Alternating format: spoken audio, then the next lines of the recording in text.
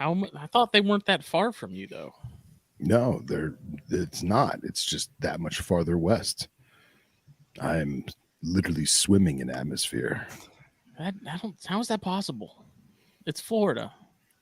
I'm swimming in atmosphere. Thick like pea soup. Means you're closer to... How far are you from where you were? Oh, like 20 minutes. But it's literally the running joke, like, oh, you're east of the turnpike. Oh, you're west of the turnpike. Yeah, I'm west of the turnpike now, and it's just muggy. There's no breeze. There's no nothing. But I'm here in the flesh, primed for episode 169. Oh. This is Snakes and Stogies, part of the Herpetoculture Network, brought to you by Full Views Apparel, fullviewsapparel.com, Full Views Apparel on Facebook and Instagram. Check it out. Buy a shirt. Help.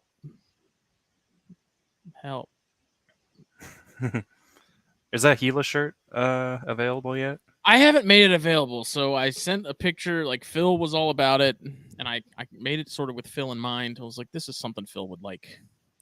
And so I made the one, and then I was like, the color of it in particular, I got a tweak. I wasn't particularly happy with it, and then I washed it because I could tell the black text on that. Somehow, for whatever reason, I can look at these things when they print sometimes and just tell that black, like the black ink, is just not going to wash well. I don't know why, but there's like, it's doesn't happen on all of them, but I can see on some shirts, I'm like, that's going to wash out and it's going to look faded and it's going to look like crap. So I went home and washed it. Sure enough, it doesn't look great. So that one I need to tweak more. But I have some other ideas for some Heloderma stuff that I think I might go that route instead. I just haven't gotten around to actually doing it. Work's been stupid busy. Everything's been crazy right now. And my energy level to really sit down and work on designs. Energy's been low, time's been low. So, but I have this Pariah shirt that I've been playing around with for a while, and finally, you mean Tremercerus? Sure, whatever. Apparently, that's the thing now. Is like I'm upsetting people by not using proper nomenclature. Oh no, I don't care. I just like breaking your stones.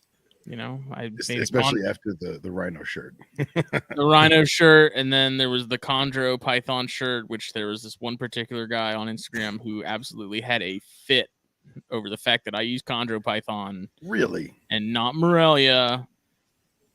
And he was like, "You need to change it, make it the proper nomenclature. Stop spreading misnomers." Wow. And my simple reply to that was just no. Yeah, no. And then he messaged me before he commented saying, "Wow, you're not even using the right genus name." And I was like, "Really? Are you sure?" Why did they call them chondros then? Like, what? I don't. It's just like, yeah. Jesus, man. So that doesn't get the joke.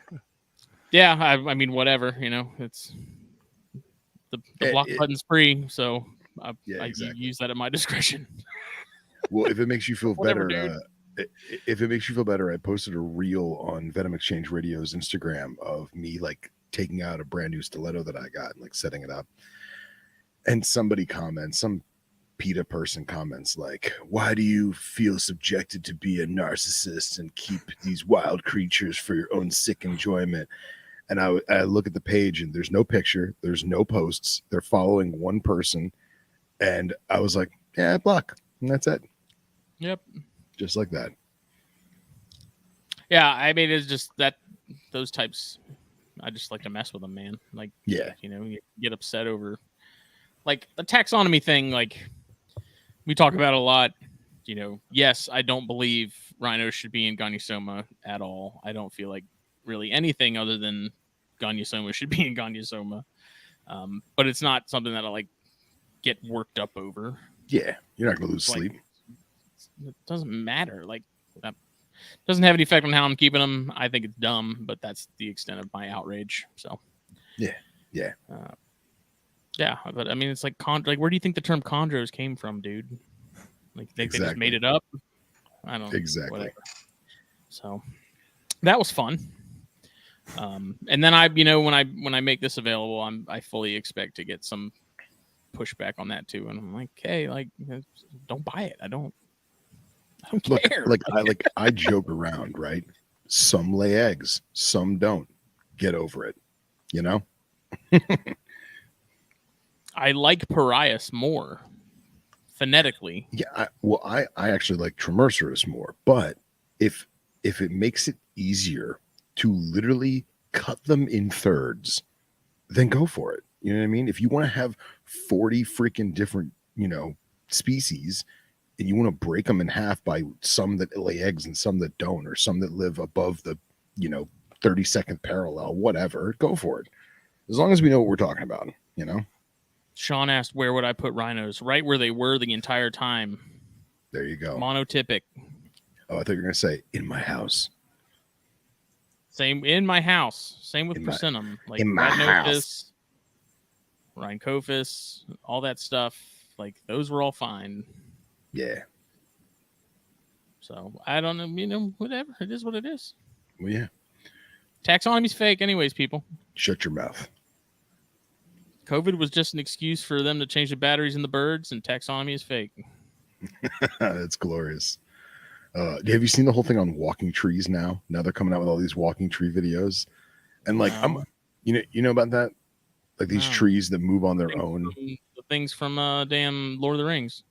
No, not that kind of walking tree. No, it's basically there's a weird phenomenon where the soil isn't like good enough, so the tree actually like moves itself. And like there's a bunch of time lapse photos, and like I totally believe it's real. Like I'm with it. But what people are doing is cities move too. We have walking cities thanks to earthquakes. Yeah, exactly. Well, what they're doing is they're taking like a logger like pulls a tree down, and then you see the tree like get pulled into the woods, but they put it in reverse, so it looks like the tree is like coming out of the woods. It's all Instagram nonsense. Flat earthers are taking over. Don't even get me started. They've dipped their balls in the Kool-Aid, and everyone's now been poisoned. If you say that the box was supposed to be delivered, check it and let me know if it says delivered, and I'll go outside and check. And we can do an unboxing video live.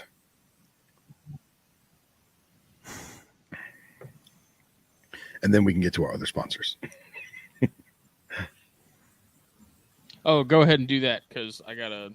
Well, tonight's show, Snakes and Stogies, there's a whole process here. 169, brought to you by the Herpetoculture Network, is proudly sponsored by BlackBoxCages.com. If you need a cage, if you need a rack, if you need an enclosure of sorts, check out BlackBox. The finest of craftsmanship, superior, and I do mean superior shipping and freight, the best packaged enclosure I've ever received. And I mean, like I've gotten cages on pallets before.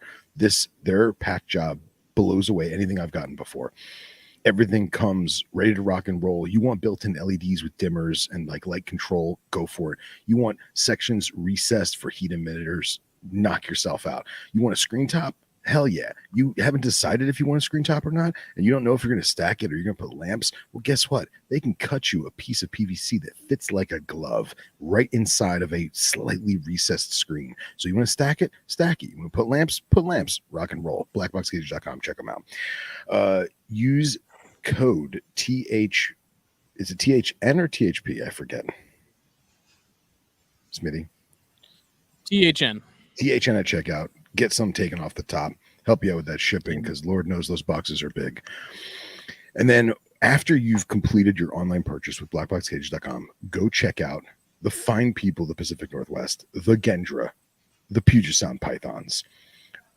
They just posted a bunch of stupendous looking ball pythons, multiple morphs, multiple genders. Check it out. Constantly on the cutting edge of what's cool and happening with spectacular specimens. Puget Sound pythons, PSP. Check them out. Facebook, Instagram, all the jazz. Tonight we are joined by our good friend from the Great White North, Monsieur Michael Gillon. What's up, guys? Gillon. He's not in Quebec, but we like to make it sound like he is. Scottish last name, not a Yeah. French one. Yeah. But everybody makes that. Michael Gillon. So what did it say, Smitty? Is it there? It just says it's in the network, whatever that means. I think the Postal Service is just like, yeah, it gets there when it gets there, dude. We're not going to actually tell you when you're going to get it. Yeah. I could have just sent you the tracking, but why? Nah, it's easy? no big deal. I'll give it a few minutes because it's just after 9. See if something magically shows up, and I'm sure everyone will hear Schnitzel the wiener dog go crazy if the doorbell rings. So, but what's up with you, He Mike? knows. Yeah, he knows what's up. What's up with you, Mike? Not much. Just I went on a herp trip not this past weekend, but the weekend before. That was fun. Found lots of cool stuff over 2 nights. Then Very on cool. the collection wise, there's the gravid sand boa and that Nice. What female kind? Canyon. Okay, cool.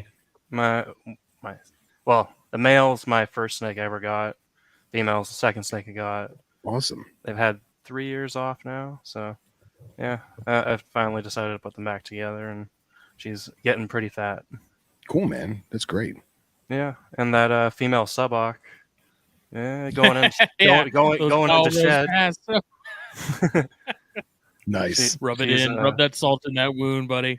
No, it's fine. It's fine. He did all the work. I'll reap the benefits. I reread Dusty Rhodes' book and realized that it's still breeding season. Awesome. So I've been throwing them together the past couple weeks. Hell yeah. We'll see. Yeah. Everybody else is growing, and hopefully in a year or two I'll have some other clutches of Kentucky pines and black milks and stuff like that. Awesome. Maybe Mollendorf in another few years, hopefully. Nice. They'll grow nice and slow. Man, the black milks have really piqued my interest after that CCR episode, and Phil talking about them, and yeah, I think Sean's got some. I've never milks have just never done a whole lot for me. I had some Hondurans as a kid and like hobby Hondos or whatever, and yeah, they were cool. They were just super spazzy. They freaking musked constantly. Just never seemed to really mellow out at all. But then I hear about the blacks and how awesome they are. So yeah, I'm not a milk guy either. I mean, I'm King Snake through and through, like King Snake till I die. But I do have a pair of Hondos from Vic that are incredible. And to be honest, the only other milks that really get me excited are the blacks. That's it, man. They're like the perfect. Andeans are nice too. Yeah, for sure. But that's good luck getting that. And oof. Yeah. So. What else? See, Anna Maria said those black box cages made it easy through the move. No problem. Easy to carry and easy to transport. There you go. There's a testimonial if I've ever heard one. They are. I mean, legitimately, in terms of moving them and stuff, they're not crazy heavy. No. The cages aren't anything that's a 3-man job or anything like that. That was one thing that I was surprised by at first, was I can move these by myself and they don't weigh half as much as I do, which is a lot. Yeah. They're manageable and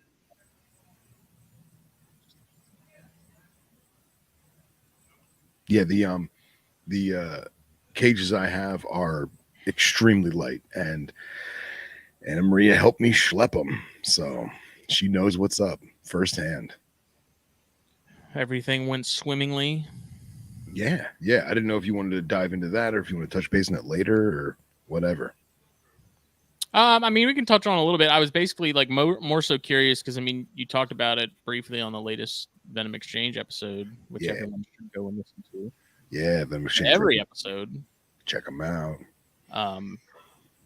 Was there anything, even if it wasn't necessarily this move, but previous moves, that something came up that you hadn't thought of prior that you were okay, next time I'm doing this differently?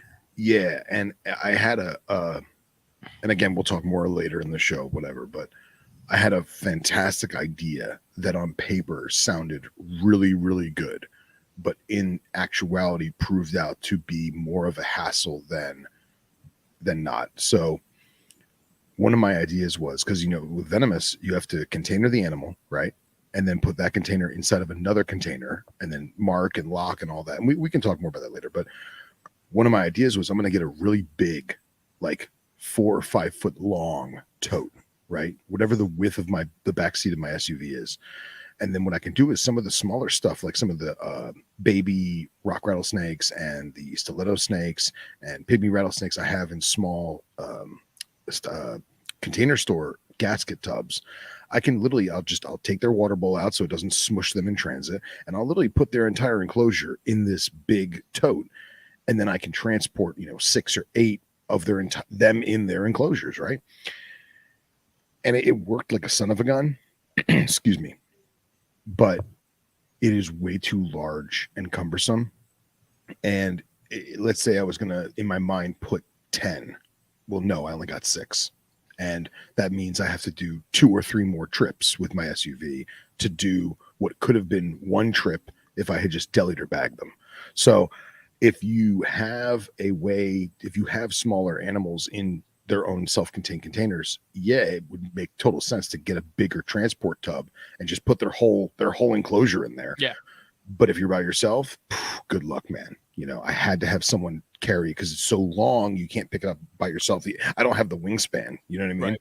And it has wheels on one side, but then you got to tilt the thing up at an angle, and it's rolling and everything's vibrating and knocking over. And so it was a great idea, and it did work. But if I was by myself, I would have been screwed. And at the same time, it probably would have been easier, maybe not as safe, but definitely easier to just bag and deli small and then put all of them into a normal container like I did for all the other animals. Yeah. So yeah, I think that's when I ended up moving, when I had all the cresses and stuff. I ended up doing something like that, where I just took all the the small shoebox size tubs that they were in and just stacking them in a bigger tub, and right, that worked fine. I didn't have a tub that fit exactly like 3 or 4 rows of tubs, so there was like a solid quarter or third of the tub that was just empty, so there was a lot of room for stuff to just like freaking flop around and get like tubs didn't stay together during the move.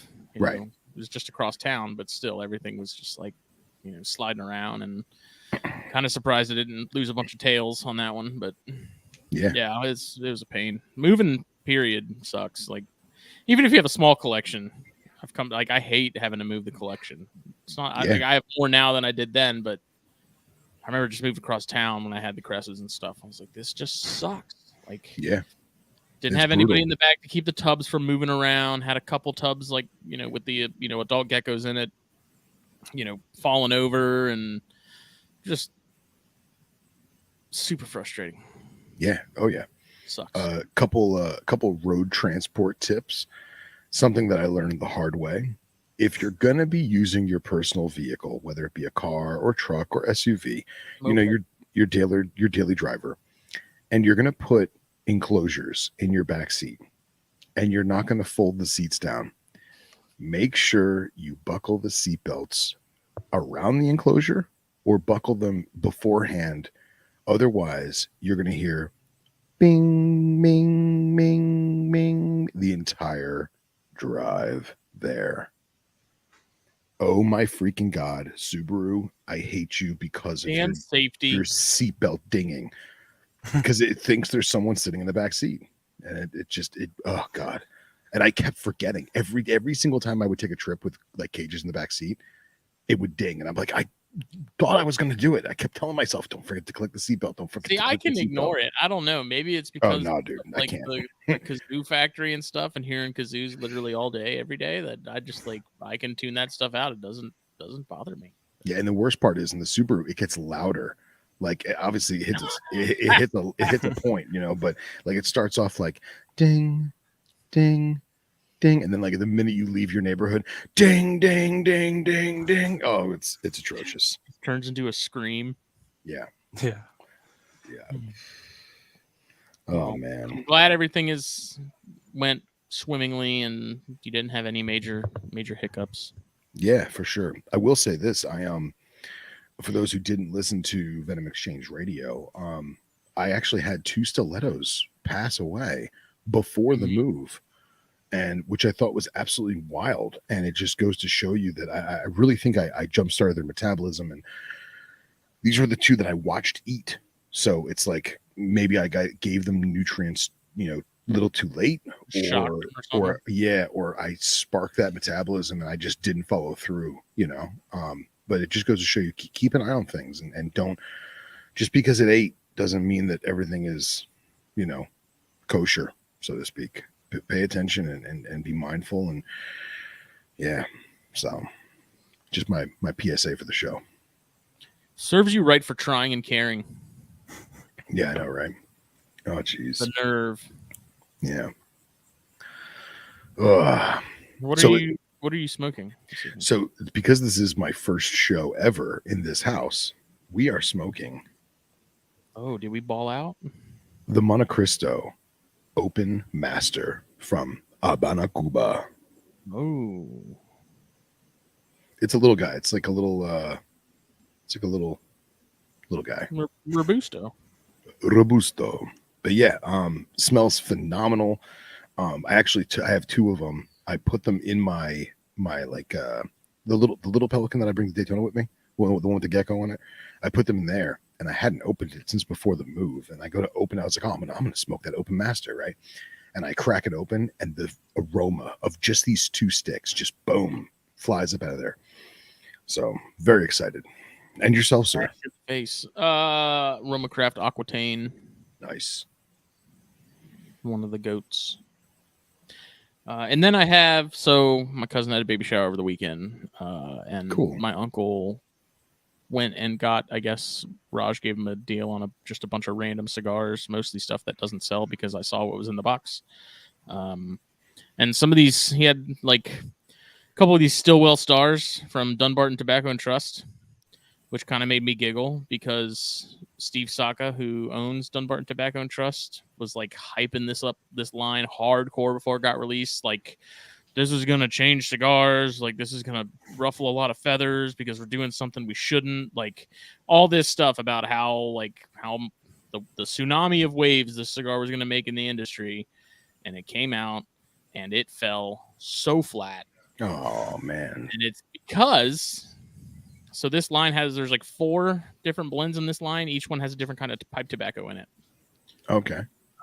So this is the one with Navy Flake. There was one with English, like an English blend, one Cavendish, and then one with a Perique.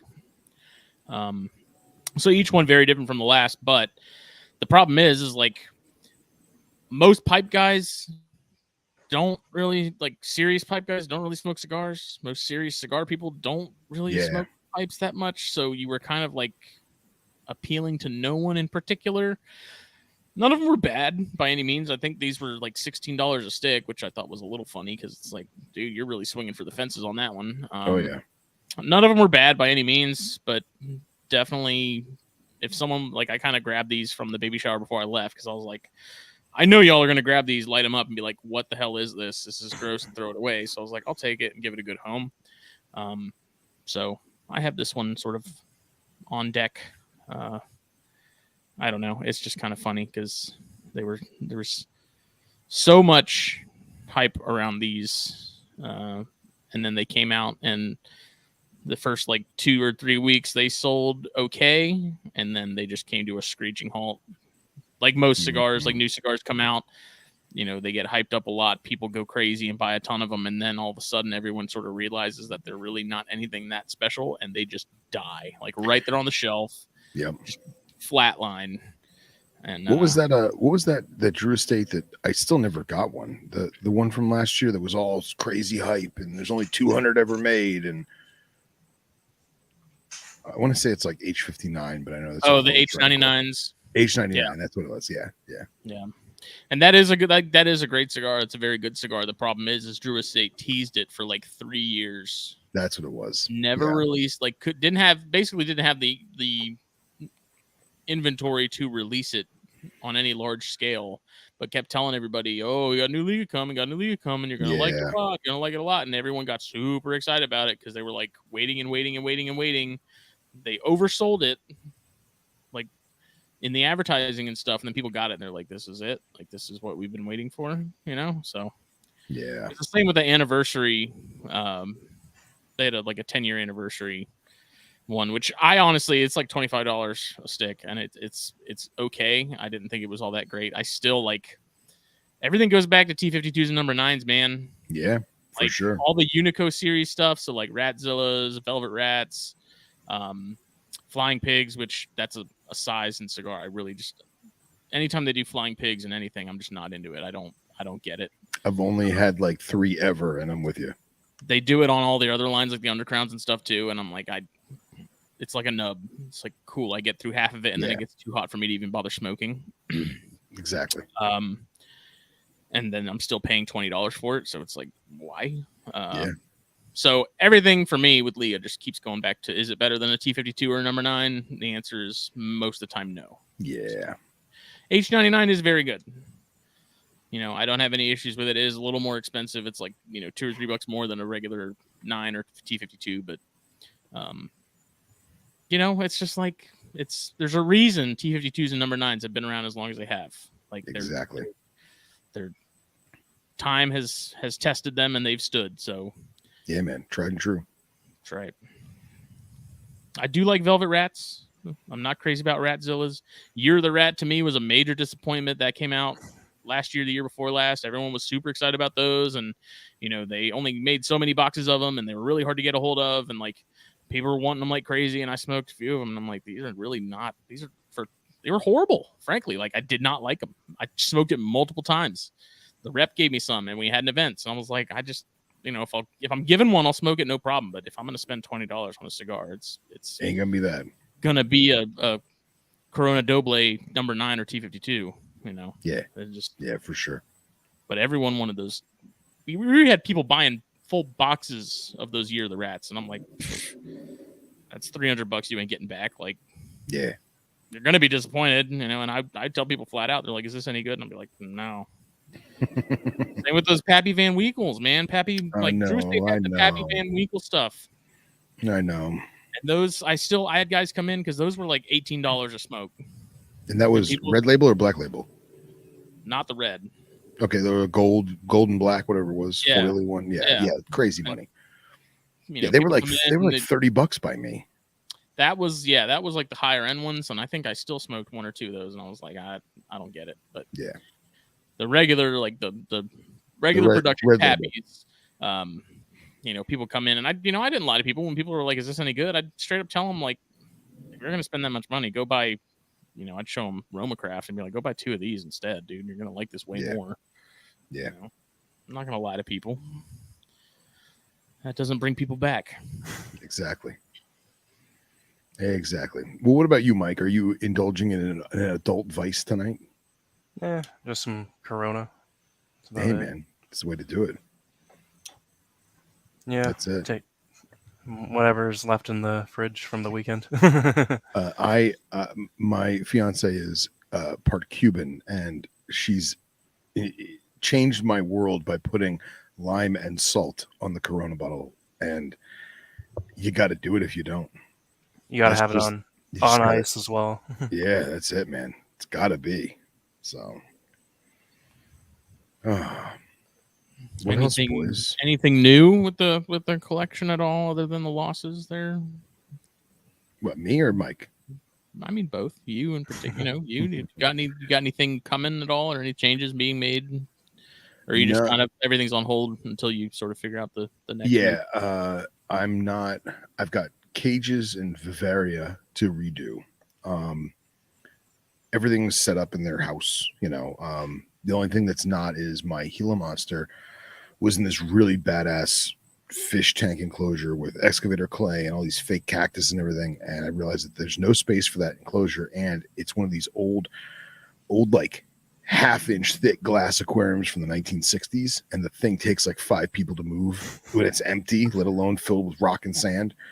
Bulletproof glass. That's why. So I told my old roommate, I was like, hey man, like, you want me to you want to just help me ditch it? We'll get like 2 or 3 friends and we'll just dumpster it. He's like, no, because he works underground. He's like, I'll have some of the guys from underground come pick it up because somebody's going to want it for something, because it's a good tank, And but now I have her temporarily in a very large tub with sand, just because I'm probably going to take a 3-foot vision and just do what I did in that tank in a 3-foot vision. But I got to buy new excavator clay. I got to wash off all the decor and dead cactuses and all that and redo it. But other than that, man, everything is status quo. So, Michael, yourself? Yeah, well, I got since the last time I was on, I got the pair of subocs from Justin and Nice. that baby female Loma Alta, and she's looking really nice now. Awesome. Like you can already start seeing the little bit of red or orange coming through, but she's turning blue or the silver. So it's you should have paired the Loma Altas again this year because I definitely need another. I had people message me recently. They're like, "Are you gonna have any more of those?" And I'm like, "No. I mean, I'm gonna have het hypos because I paired that same female to my larger of the 2 hypo males because I really want to that's sort of the base of a project that I'm kind of wanting to sort of pursue long term is like how pearly can I make hypos look with that Loma Alta, blood in the works there. So I'm going to produce a bunch of hets, and then I don't know yet if I'm going to give the female next year off or not. That's a decision I'll make come closer to the season, but right now I'm feeling like I probably will, but we'll see. I don't know. It's hard not to, man, because those Lomas, everything that came out of that Loma clutch was just like you can tell they're just gonna be just awesome snakes. Oh yeah, that's great. Yeah, I know Casey Lazick had a clutch or 2 last year, I think, on Morph Market. So I was like debating, seeing if I could get a friend to drive down that has their import-export to go and pick them up, but I never did. Nice. I should have. Would it be if you did that, like say you went to a show in Washington or Oregon or something and bought stuff and you came back, like what's the process of declaring that once you get to the border? Like, it's hard to say because I've heard people that go down and buy fish in Washington, and I think as long as they're non-CITES, you just have to kind of say what they are. But I think with reptiles, it'd probably be safer to, like, if you have your import-export for like the non-CITES stuff, I believe you just have to give like 24 hours in advance for the inspection, and then you could theoretically go and bring back anything as long as you have the permit. But yeah, I don't know. I'm not sure if I would want to do it myself, but I have at least one friend that does. Or like worst case, you get them to ship it out to New York and up and back and over, which is kind of annoying because it's like you're right there, and it gives the animal 2 days in transport that it wouldn't otherwise need to go through. Yeah. That was a learning experience. I'm glad I did it. I don't have any regrets. I'd do it again. But now that I know what to expect more, because you kind of send it to New York and then you don't hear anything. And I emailed them saying like, "Hey, did everything make it there? Okay?" And they're like, "Oh, we don't know. We don't open the box." And I'm like, "Okay, so if something happens to it from the time it leaves my house and gets to Gillon's, like, if it dies, like what? Who's at fault? Like it was alive when I put it in the box and it was in perfect health. So it's like I don't know. It was a little nerve-wracking because I was now, Justin, did you actually export it to Canada or you used a broker who happened to be in New York? I assume it would be considered a brokerage. Yeah, it's one of both main shipping companies up here do it now. The one I've been using is not the one I'm actually, like, I've used them and I've had no issues with them, but I actually have one of the guys that comes out to shows here. He has probably one of the second biggest reptile pet store in Canada, just because there's one in Ontario that's even bigger, but his is in downtown Toronto. he does the Reptile runners, which is actually the cheaper version, and it's not the Reptile Express, which is like one letter off from your guys' Reptiles Express. Yeah.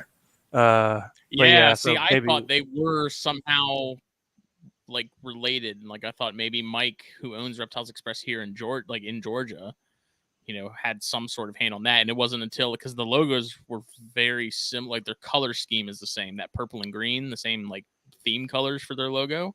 Oh yeah. So I was like, oh, Mike set it up, whatever. And it wasn't until I got emails from them that I was like, wait a second, like that's not Mike. That's not anybody from Reptiles Express. It's like, what's going on? And then I finally sort of did some digging, and I was like, oh, okay, completely different. Just Yeah. not the same. Yeah, I haven't had an issue with it yet. I did it twice before then, and because I got the other pair of Subox and that one Kentucky Pine from Rob Nimmo, both 2 years in a row from Daytona, and that was, yeah. I need to make it down to Daytona first of all. That'd be still need to do that. You got time, man. What do we got? What do we got? 39 days now? 38 days? Yeah, I could. In a blink and it'll be here, man. Yeah. I really want to meet Trumbauer. That would be cool. Dude, that table's just crazy because you have Howie Sherman, Trumbauer, and Tony D. And Rob Nimmo's usually right beside Trumbauer as well. Yeah, so yeah, it's all they're just right there hanging out, and they're like the most chillest, down to earth dudes, man. They're just like, I love it. Sign my Baird's rat. yeah.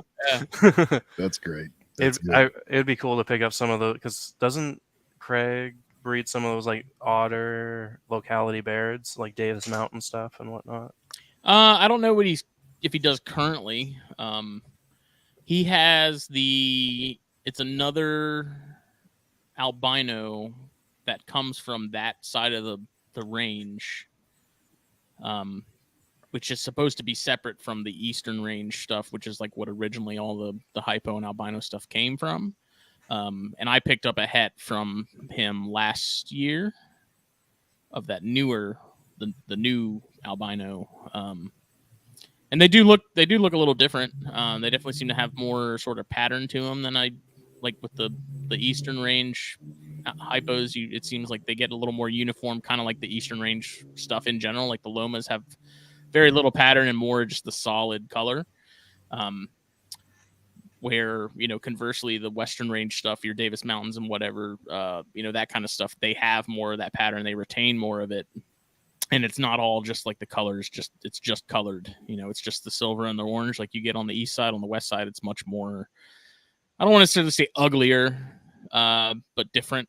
It retains a lot of that saddles and the stripes. And I find the yellows and stuff it's much more of a hay color to them. They're a little muddier, just more, not as flashy, but it'll be interesting to see if those, I don't know if he's found out if you can breed those two albinos together, if they're compatible or not, genetically. I'm sure he has. I haven't really asked him about it, and I need to, but I got it just to kind of throw into the mix down the road and see what happens. But yeah, he didn't have a ton of Bairds last year.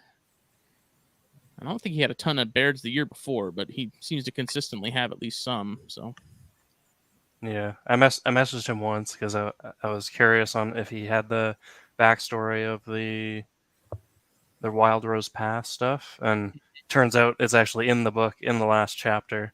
The chapter that I probably read like twice, but like every time you go back to read his book, you always kind of go to the first couple, and you read the good stories that but then you never really fully read the book again. And it was like, oh shit, like I feel like an idiot now.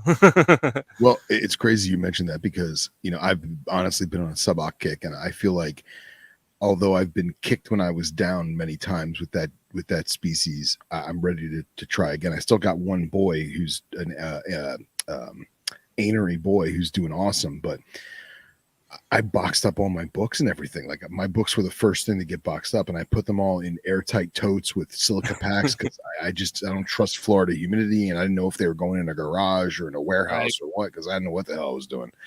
And then after moving everything, I'm like, man, look at these Suboc, man. Like I I never finished the book. You know, like you said, you read excerpts out of it, you read certain sections. I never read it cover to cover, and don't tell Dusty that, but I forgot that I got my fiance a copy like last year because she was kind of into it too, and it's on her bookshelf. So I'm eager to read her copy now because Lord knows where mine is. It still just cracks me up that I got that book just for the Baird section, which is like all of 6 pages. And It's I a was good like, section though. It is a good section, and I just like I remember I started reading it because I was like, all right, I'll read the whole thing. Like, to me, it's kind of weird to buy a book just for one section and only that, So I ended up reading the whole thing, and by the end of it, I was like, I got to get some of these fucking things.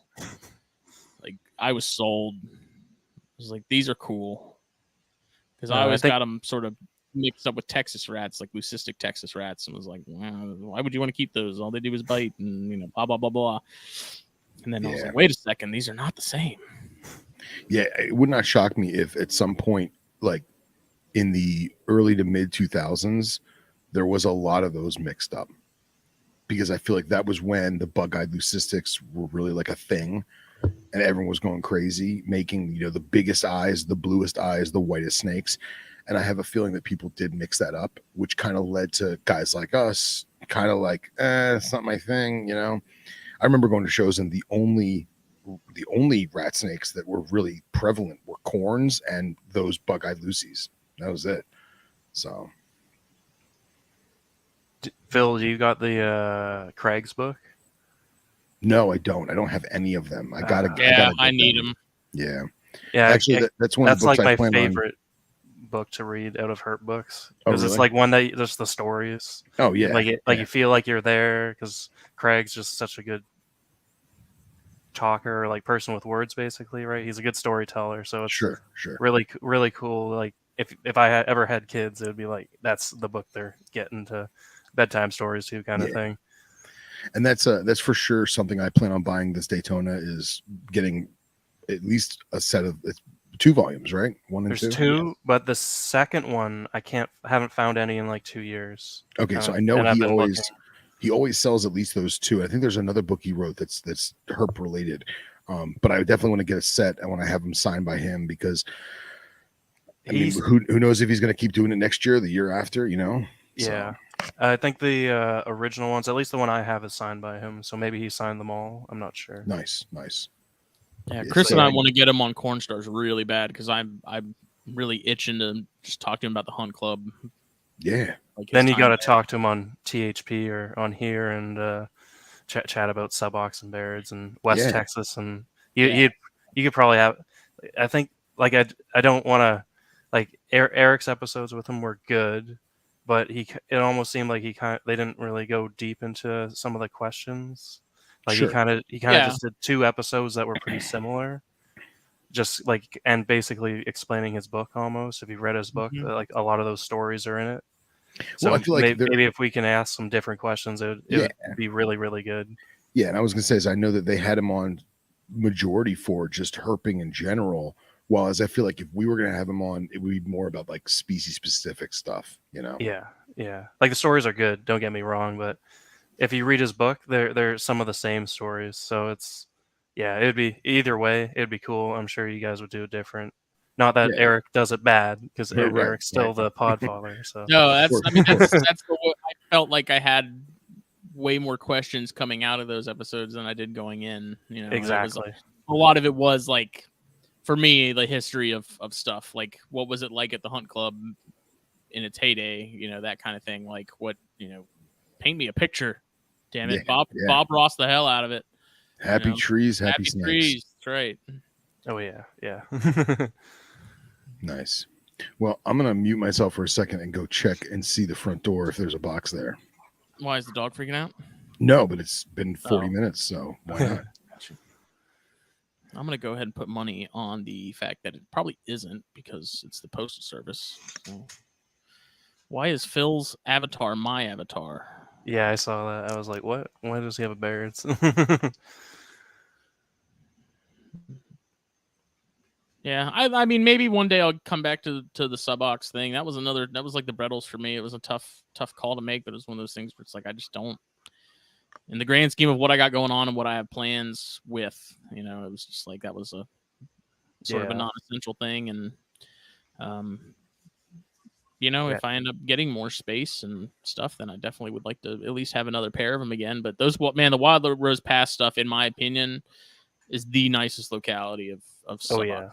Like, I have yet to see a suboc locality that really made me stop and stare like those Wild Rose Pass did. Because especially when they shed and you get those like white dashes in the H's. Oh yeah. But they're like almost like a blue. Like it was wild. I like how like half their like what normally would be like black, I guess, on like a normal suboc. Like half their back half of their saddles are like burgundy, and you even got some reds coming through too. Like it's really cool. Yeah. We didn't go there when we were out that way. Actually, I think you did, because it's that highway on the way to Boy Scout Road. So it's like in the book he talks about it. I'm not sure if it was exact or whatnot, but it sounds like they always, whenever you ask him and Rob, they always say it's close to Boy Scout Road. So I'm assuming that means it's like a close cut to turning onto Boy Scout Road or something. We were definitely in the vicinity, because I think there was this little sort of rest stop area we stopped at while we were cruising one night.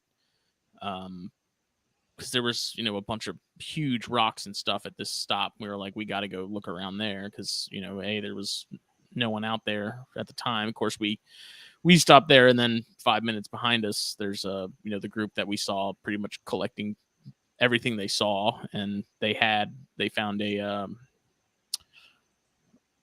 rock rattler, and that was like the only one we saw the trip, and it was in a bucket. And I think they found it actually like not far from where we were at that point. Like they had been in the same area, hour or so before that, and that's where they found that lep.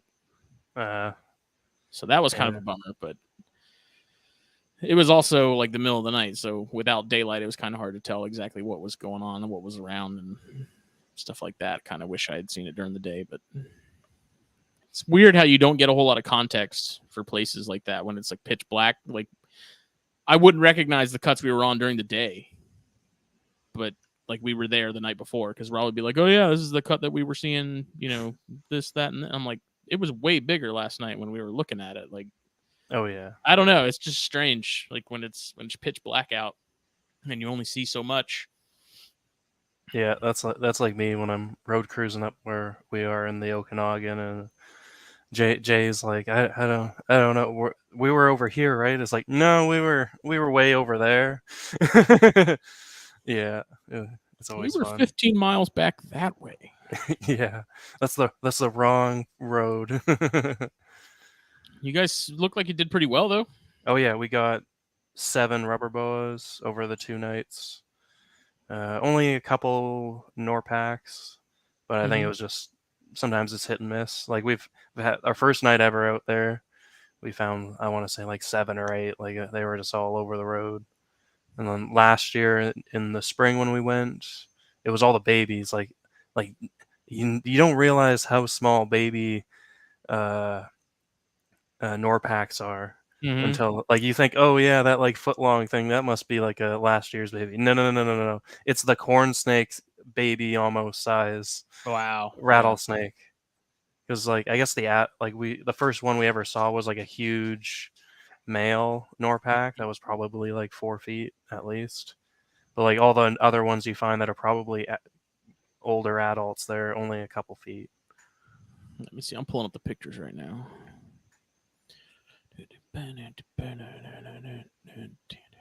Yeah, I didn't take too many pictures, but Jay took a bunch. So no joy, Phil. Oh, there's joy with this Cuban. No box. I even walked all the way down to the street and went to the mailbox. Nothing. Damn it. I'll still do the unboxing, tomorrow, whenever.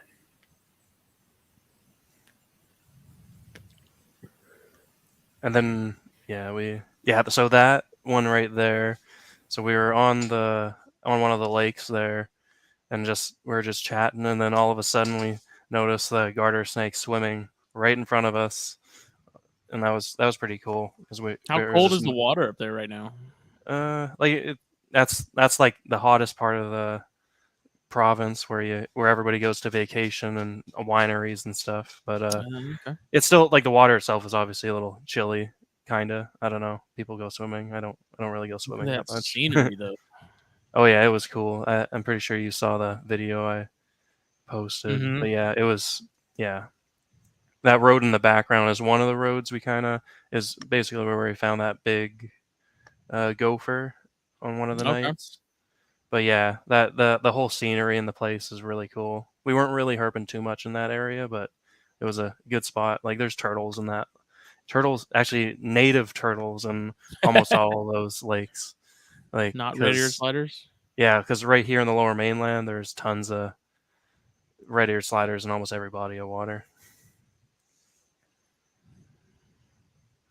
Yeah, I went on a death march on that hike. Yeah, I think there was a shed from a Norpack. Kind of like a den right on the side of the road almost. You wouldn't even know it was there unless you stopped and walked around.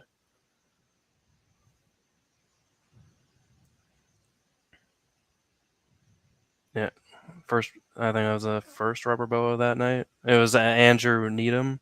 He posts some really cool pictures. We were out with him. You guys should follow him on Instagram. He has lots of cool stuff. Oh yeah. Yeah, there's a nice Look at that tail. pack. Oh yeah, they always have like a greenish tinge to their color, and some of them even have a bit of pink. It's really cool. And that one wasn't even that big. Like he looks bigger in the pictures, but that was only like a 2-foot animal, probably 2-3 years old. Yeah, it blends in with the stone, perfect.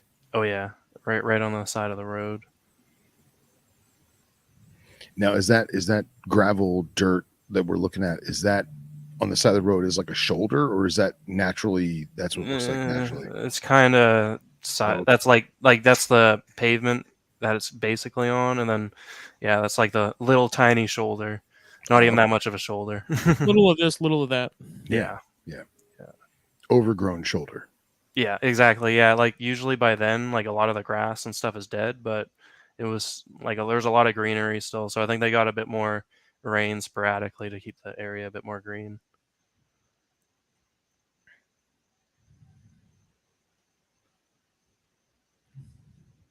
Yeah, another rubber boa.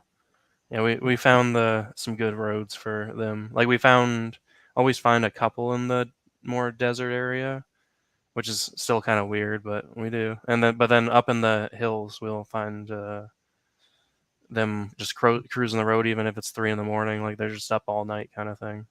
Are they consistently like? Is this the size that you find them the most? I think that's like more of like I want to say like either adult male to juvenile size, and we even find babies. It's kind of harder to find like the really big ones, but the first one I found was huge. Like it was probably a 2-foot female, but most of them you find are that smaller size. So it's kind of Either way, they're pretty cool to find because they're super smooth, and if I could keep any native species, it'd definitely be them. They'd be cool to see, man. Like that's a species I'd love to see. Oh yeah, they also move way quicker than you think. Really? Oh yeah, when you accidentally spook them a little, they'll run. There's the wanker shots. Nice. I think they're technically protected, so technically shouldn't be touching them. But yeah, that was my question. Is you can't field collect, can you? No, technically saving them from being roadkill. Exactly. Yeah. I don't think. Yeah, we're not allowed to do any native stuff. Wow. But yeah, the garter snakes we found lots in that. Like, I guess there was probably some green areas with probably some little streams and stuff. But yeah, we found garters out in the middle of the sagebrush, which is cool. Like a lot too. Are those like Herefordshire cows in the background? Oh yeah. Like because it's like a protected area, but I guess they use the cows to keep some of the stuff down and still use it as a ranch a little bit. Nice. Oh, look at that. Man, I love these like behind the scenes photos. They're my favorite. They help tell the story of the trip, you know? Yeah. Yeah, I That's never why really I thought always about doing them, but then you got to do it, man. And I feel like if you're with a group of say 4 or 5 people and everyone's focused on the snake or the frog or the toad and you're everyone's taking pictures, no one's capturing that moment too. So like I've been on herp trips and like I've selfied myself while everyone else is taking pictures of the snake, you know, just to kind of remember the escapade, excuse me. exactly. Yeah, it's always fun. We did see quite a few See, I'm bringing it back. turtles. Hold on. Oh, we saw some of the Pacific tree frogs up in the top of the Oh, nice. road we were going because there's still a stream going by for whatever reason. I think we found a dead long-toe salamander up there at 1.2. Oh, Oh look yeah, at that was a really nice one we found. that's But yeah, awesome. found amphibians out, which is cool. Weren't expecting those. Yeah, man. And spadefoots too. We didn't take any pictures, but yeah, they were out. We saw them. It's so crazy they go all the way up there. Oh I yeah, mean, I've got spadefoots by me, you know. Oh yeah. There's Kentucky pine. One of them Kentucky pines. They hate me. Looking animal. The two I got from the guy that bred them up here, they do not like me whatsoever. But the one I got from Rob, that thing is beautiful, and you can actually pick it up whenever you want. That's great. Look at that, Phil. Oh, look at that animal. I think that's the female. Yeah. It's hard to tell because in the video they all kind of look the same size. Oh, that's awesome. Oh, look at those saddles with the white in there. I love it. Oh yeah. Yeah, while you were gone, we were talking about that. Like when they shed, that white is literally like a sky blue almost. It's wild. Yeah. And I think the only other snake in my mind, and maybe it's because you know I've kept both of them, whatever. The only other snake that comes to mind that has that dark saddling with the white that pops like a white border is clobberi, the banded rock rattlesnakes, and especially some of the New Mexico stuff. Man, like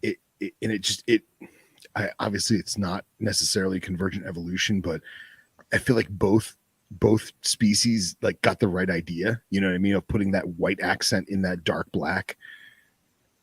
Oh yeah. Oh, great, man. I'm so happy you got those things, man. Yeah, they're really cool. I'm glad I got them. Now I got 2.2, so hopefully can spice up. Well, they're probably all from the same. Sounded like Trumbauer collected a few animals, and actually, like I don't know, from Rob, he was like, oh, they only like Trumbauer got one and Jerry Salmon got one, but then it also sounded like Trumbauer might have collected several. So I don't know. Either way, it's cool, and for what it is, I like to believe that the lineage is true because Trumbauer seems like a decent guy. So Yeah, sure, Well, absolutely. I've had a handful of people ask me, like, I don't know, 2 or 3 for whatever reason recently within the last like 2 months or so, like, who should I get red zeps from? And I'm like, to my opinion, you shouldn't get red zeps from anybody other than Trumbauer or like the Holy Trinity.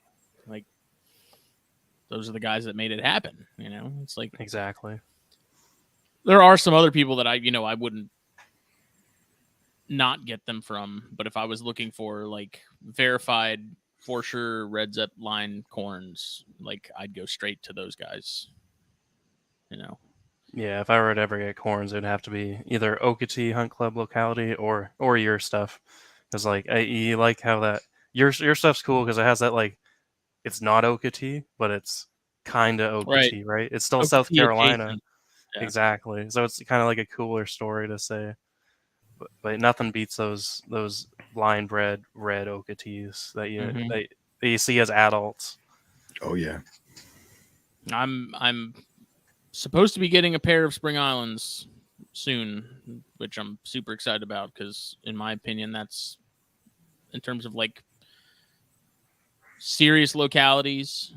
Those beat the Hunt Club stuff by a mile, and I mean, ironically enough, that's all of a 10-minute drive distance, between the Hunt Club and Spring Island itself. So I don't know if I sent you pictures of the adults of those, but I'll have to shoot them over to you at some point because they're just like just ridiculous, just Yeah, those insane. Yeah, Phil, have you since you're closer to the glades, are you gonna pick up some more Everglades rats? Try that project again? Well, so I have spent so how do I phrase this? The saga of Phil and the Everglades. I know. All right, so my birthday is in a couple days, and I will be old, and that is annoying to me. But it allows me to reminisce of many, many moons ago when we would find 3 or 4 Everglades in a night. And at the time, I was like, yeah, rattlesnakes, yeah, cobras. Like, I don't care about rat snakes. And like, yeah, I've got a pet corn snake, but whoopity doo, it's a corn snake. I'm like, ah, young Phil, you were so foolish. And now I have a beautiful Everglades from my Kasicki, and then he is also getting me a male that he produced almost 2 years ago. So I'll be actually picking up a boyfriend for the girl in Daytona. He's gonna give it to me then, and I'm so excited to have a pair again, right? But I've spent a lot of time in the past 2 years looking for these freaking rat snakes, and I just keep coming up empty-handed. Now, where I am now is actually farther away from where the glades rats are. However, I will be closer to cottonmouths and some of the banded Nerodia and rough green snakes and diamondbacks. So I'm okay with that. More pygmies or still farther away from pygmies? Equal distance, and my fiance actually lives closer to where my pygmy spots are. So, but in terms of pygmies, I love seeing them in the wild. I will always go look at them in the wild. But I've got 1.2 right now, and one of them is striped. So I'm going to hold off on pigs for at least 2 or 3 years. I'm probably going to pair the striped one next year. When I got her, she was like super duper obese, so I've been kind of leaning her out a little bit, and then try my luck with that. But yeah, I basically gave up on trying to find my glazed rats, and Mike Kasicki has been a godsend. It's once you give up on looking that they will appear. Oh, of course. And I don't know if I told you, but like, I got an anery corn snake kick right now, and one of the spots that's by where my pygmies are is known for wild anery corns. Is it the spot that we all know? I mean, I don't know what's the spot, or like the one that Roddy and that talk about that all the other aneries usually come from. I don't know. Devil's Garden, Hernando stuff, yeah. Maybe? Oh no, dude, I'm like three, almost 4 hours from Devil's Garden. Yeah. Oh, okay. No, there's a road by me that it's a highway, but it's only 2 lanes, coming and going. It actually runs north and south, and it cuts straight through all the agricultural areas. And I have plenty of older time friends that have caught many anery corns, and they're always babies. They always catch babies. So like right now is the time to find them. And it's always under like a canal bridge that like links 2 canals on either side of the highway. So you just go and you just check the drainage ditches and check under the bridge, and they just find baby corn snakes. I've never found one, but at least in my mind, if I focus on that, maybe I'll find a glades rat. Divert my mental energy to a different species. Yeah, that makes me. I need to talk to Wyman about that, because that's something similar to the Ladies Island stuff. Is like, I'm curious if you tie that into existing anery lineages, like, does that tweak that stuff at all in any obvious capacity or not? Because who knows? It just makes me wonder. It's like we have anery, like different aneries, obviously, like specters and things like that, which specters are not nearly as prevalent as they used to be, but tying it into that stuff and seeing just what happens. I always thought I've seen a little bit of that with the Ladies Island stuff being paired to that ghost tester last year. Some of the tessera babies that came from that and are pretty interesting, different. Not in any like way left field sort of capacity, but definitely don't look stock standard to other tesseras. So I don't know. I'm just interested. the guys that I know that used to catch these anery corns off this one highway I was talking about, it was always babies. It was always under a foot long is the ones they find, and they raise them up and prove them out, and they're real. But it almost makes you think it's xanthic, because the snake is literally just black and light gray. That's it. Mm-hmm. There's no pigment whatsoever other than those two shades, and the checkerboard is just white and black, but the rest of it's the like very light gray color with black saddles and all that. And well, there's type A and type B. Like there's different types of anery that sort of express. But and that's where I was going to go with this, is that the ones that they're catching off this highway or have caught over the past 30 years, they're always whatever this type is, it's always that type. And it would not shock me if the majority of corn snakes in peninsular Florida, or at least in this neck of Florida, right? It would not shock me if they all carried that gene, and it needs mom and dad to turn it on. You got to have. It wouldn't surprise me if they're being found in any regular intervals like that. Then I would assume that gene has to be fairly prevalent in that particular pool. Right. Otherwise they'd never be found. So.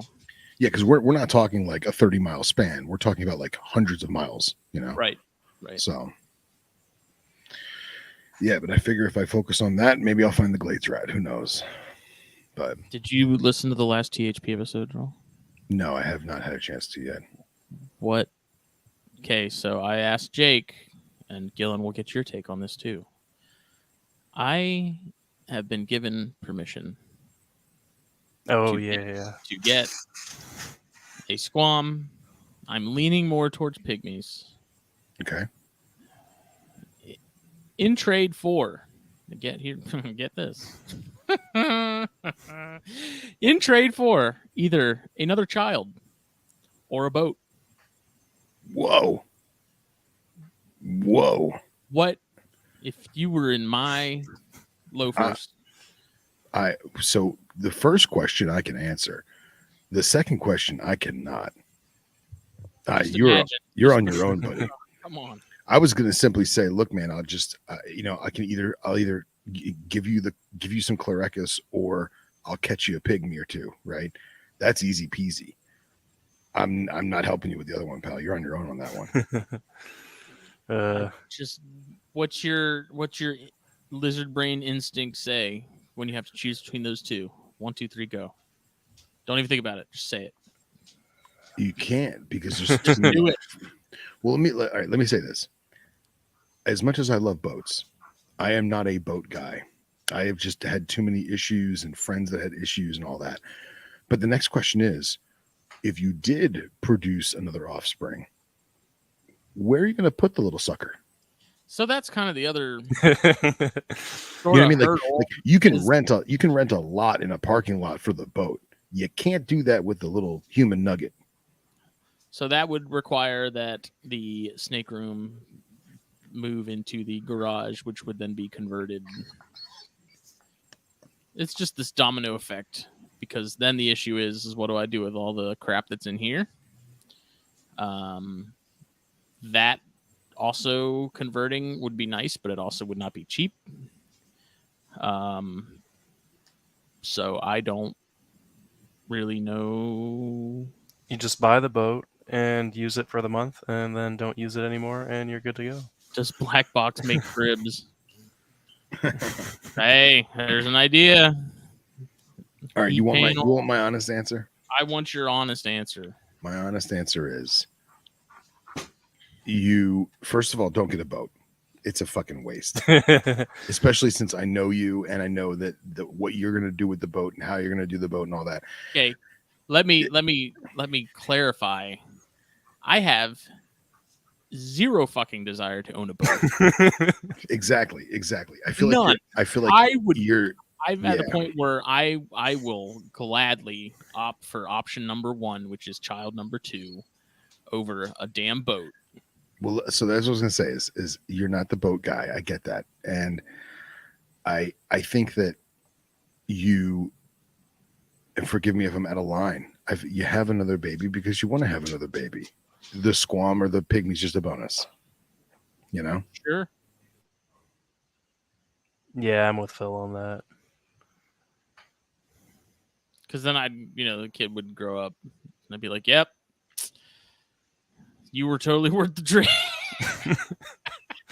Or you have the kid and you keep the squam for 2 years and then you then you get rid Well, of it. yeah, I mean, I'm leaning more towards the pygmies. Why you don't want to defend your cat from the squam? Yeah. Oh, I'm leaning more towards the pigs mostly because of the just in the event that if something did happen, I feel like it would be a much easier process overall on the treatability scale. But I don't know. And pygmies look pretty sweet. Look, I'm gonna spell it out for you. I'm gonna spell it out for you real easy. You decide to do child number Bravo, right? And in the interim of producing said offspring, you start to make the transition to the garage. You start getting rid of crap you don't use anymore, getting a shed, putting all that together, start to drywall the inside, get your air conditioning set up, and put your false wall in the front of the garage door with another door, and start making it the way you want it to be, so it's 1,000% Smitty proof, shims and all. What do you mean? And that was my selfless jab for the night. But while you're doing that, that gives me ample time to find you pygmies, right? And then by the time the little baby is done incubating, you'll have all the snakes moved over, you'll have the infant's room set up, and then you're rocking and rolling, man. And you got a bigger, more badass snake room, and you got a beautiful little baby. It's a win-win, brother. Yeah, but that's a lot. You're gonna make one eventually, And I also told Jake I have zero desire to breed or sell venomous in any capacity.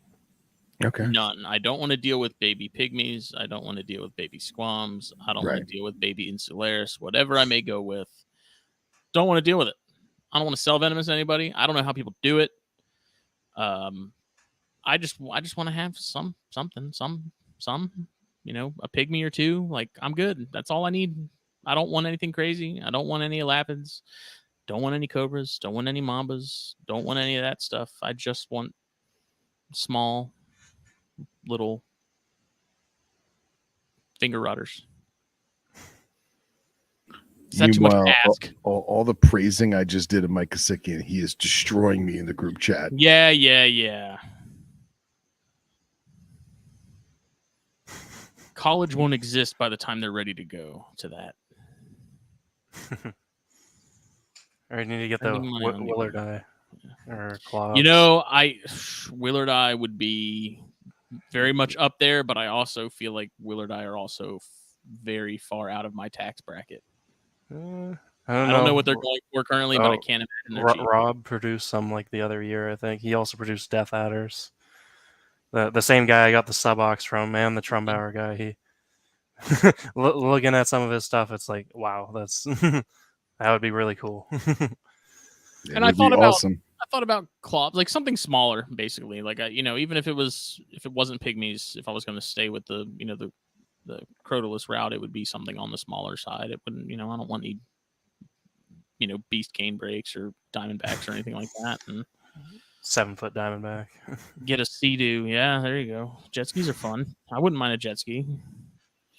Again, it's more manageable. Maybe she'll settle for that. Maybe we can get his and hers jet skis. I already put the kayak thing on the table. That wasn't good enough. That wasn't it. Or just get the airboat, and then you just. Then we can all come down and go diamondback hunting on those islands. Yeah, Harry says it best. He says if you get a boat, you're going to have a boat and a baby.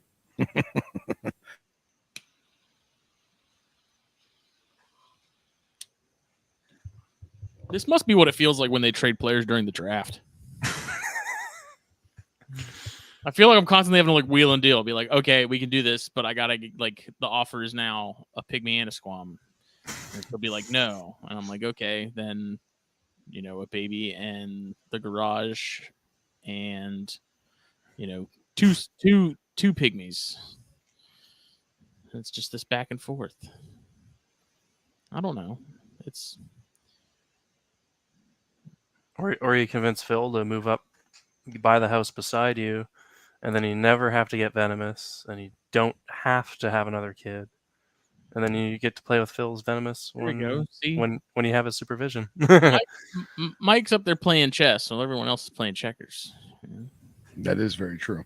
That is very true. South Carolina houses look very affordable compared to here. Yeah, I imagine that probably would be true. At least by me, I know it's true. So you don't have to have a permit, Phil. Don't have to deal with FWC. that is true. That is very true. You still have to deal with Floridians. Jacksonville's like 3 hours away, if that. That's not it's just a hop, skip, and a jump. And then you're back home, back in the orange state. Oh man, how did we go to this? Oh, because you asked. I don't know, but like, haven't you had issues though with wild-caught pigs? Me personally? Yeah. The only issues I've ever had with wild-caught pygmies is my own fault. I set them up wrong, or there wasn't enough ventilation, or I didn't notice health issues. That's the only time I've ever had an issue with a wild-caught pygmy. So, now don't get me wrong. I'm also choosing like choice specimens. I'm not taking every single one I find. You know, there's a lot of ones in the wild that you can tell they're roughing it. You know what I mean? Harry said, "Come get some blue pygmies. I'll do it." Yeah, we all want to come up there, Harry. Harry does live in a good part of Florida, man. Yes, he does. I feel like he lives in like the trifecta where everything sort of is in there. Like you don't have to worry about not seeing stuff. It's the convergence. Yes, for sure. For sure. Once you get one hot, more can just show up. That's kind of the reason she hasn't let me get any like since we bought the house and stuff.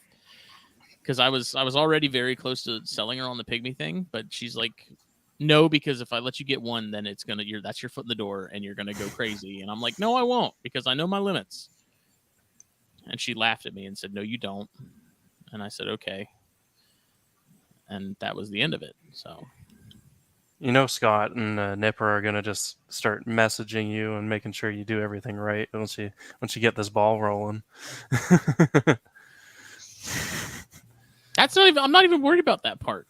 I'm confident in my abilities to keep that stuff and have no issues on the care front and the safety front. Like I'm not worried about that in the least.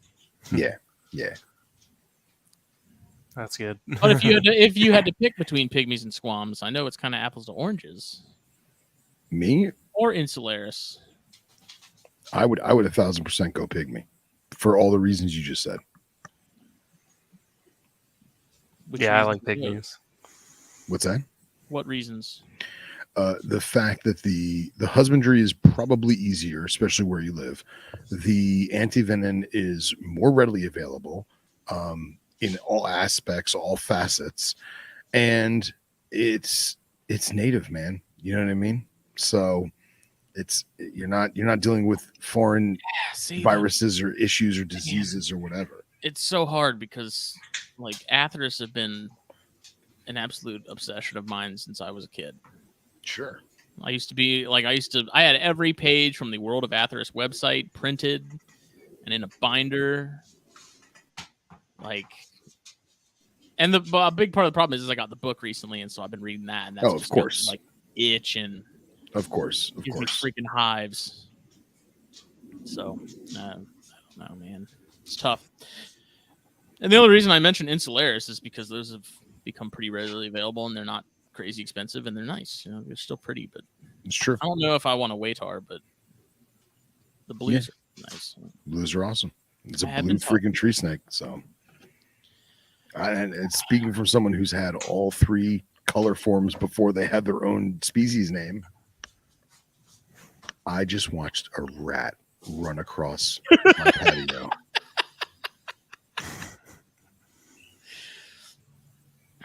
Caught me off guard. I had to cull a few over the weekend. It was a bummer. That stinks.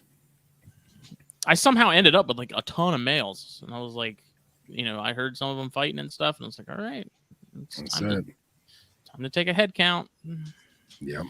And the problem now is I have these adult giant ass rats in my freezer. I have nothing that eats them, and Jake doesn't have anything that eats them. Really? Like, his bigger carpets can eat, like one, but that's not something he's going to feed them on a regular basis, Yeah, but they're in the freezer. It's not like they're going to go bad, I don't know. I mean, tell him to beef up his pine snakes. Yeah, exactly. Right? You get the 7.5-foot pine snakes. I'm about to put them on the local Facebook group and be like, whatever the going rate is for rats currently, I'll beat it. Yeah, I'm sure somebody in your town will take them. Yeah. Somebody with all his pythons. Well, I have a buddy right around the corner that breeds boas, and I'm like, dude, you need rats? And he's like, no. I was like, are you fucking kidding me? What? Who says no? How do you not need rats? Like, I'm literally telling you to take these rats. I'm not even going to charge you for them. I just want them gone. And he's like, no, I'm good. How big are they? Big. Like colossal size? Like the size of a fucking kitten. A big one. Man, I would totally take them. I would totally take them.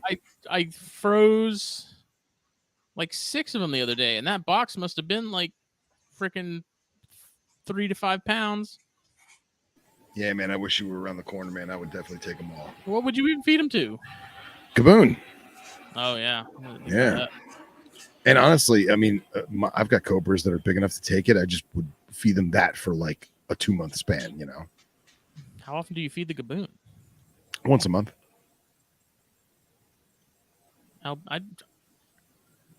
For some reason, I was thinking you didn't even have gaboons. Yeah. I've got one giant female left, and she could take a jumbo rat, but I give her like a smaller large once a month. Yeah. And I was raising up an import boyfriend for her, and he died out of the blue. I don't know why. I had him for like 6 months, and he just rolled. Yeah. I imagine it was something, parasite issue, because I don't deworm them just until I know that they're like good, Mm-hmm. So Jeff said just bring them to Daytona for Phil, but then Phil has to somehow keep them for the weekend frozen. Yeah, that's not going to happen.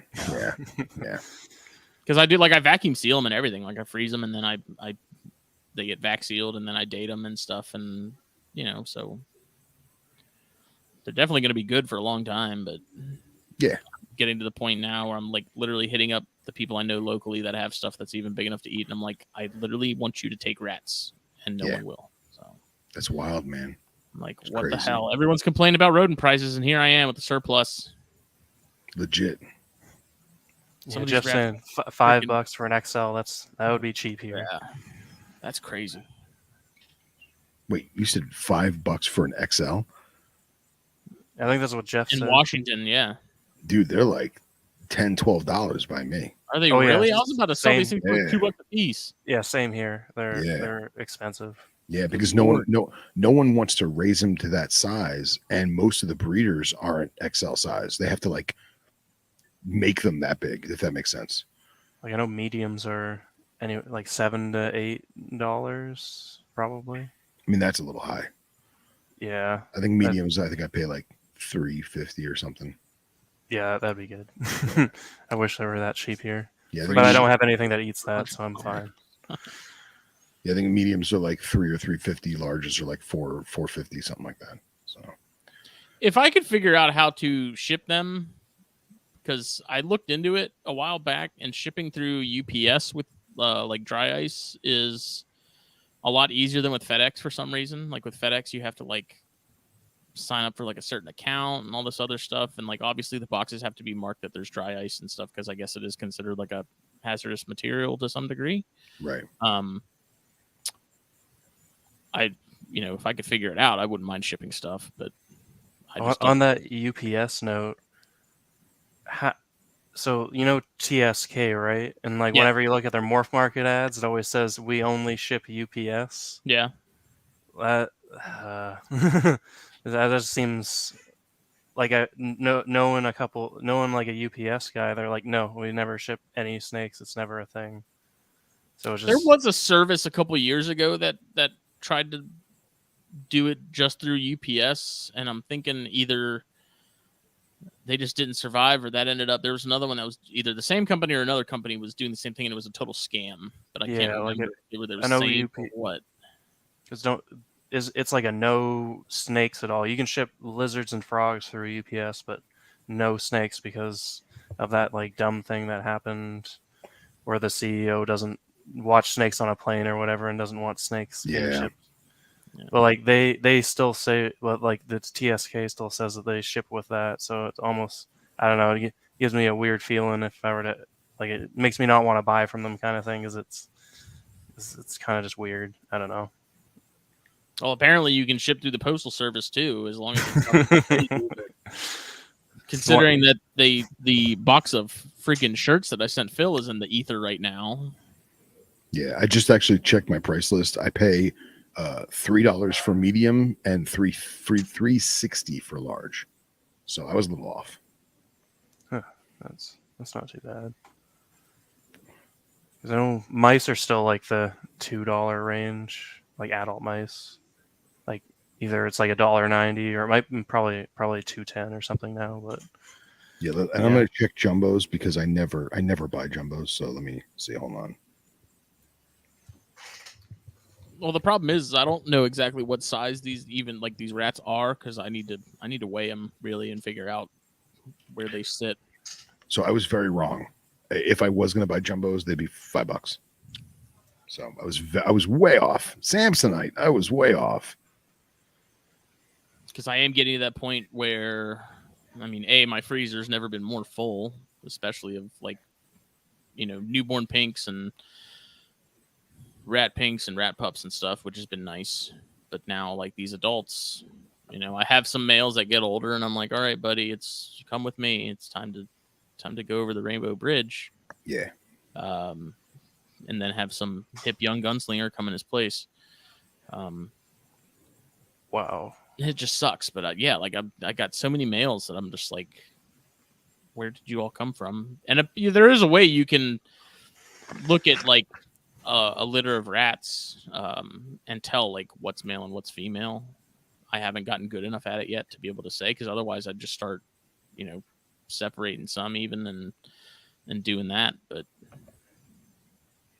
I don't know. So Phil, your $3.50 would buy me a rat pup. Wow. Extra larges are $11. Wow. Yeah, I buy them from somebody else, but this is like the main rodent producer out here. I buy them from a local person that makes them a little cheaper, but still crazy. Wow. I didn't even realize they went up that much. Like, because I know pinkies for the longest time are super cheap, but yeah, mice pinkies are probably, wow, they're $1 minimum now. That's a piece? Wow. Yeah, I remember when they were like 50 or 60 cents still. Like, before COVID, they were still like 80 cents, I want to say. Wow. And that was bulk. Bulk is $1, so they're probably $1.10, $1.20. What if you only buy a few? Wow. You got me looking. So how many options for feeder suppliers do you guys have there? Well, like there's a bunch of like local people kind of thing.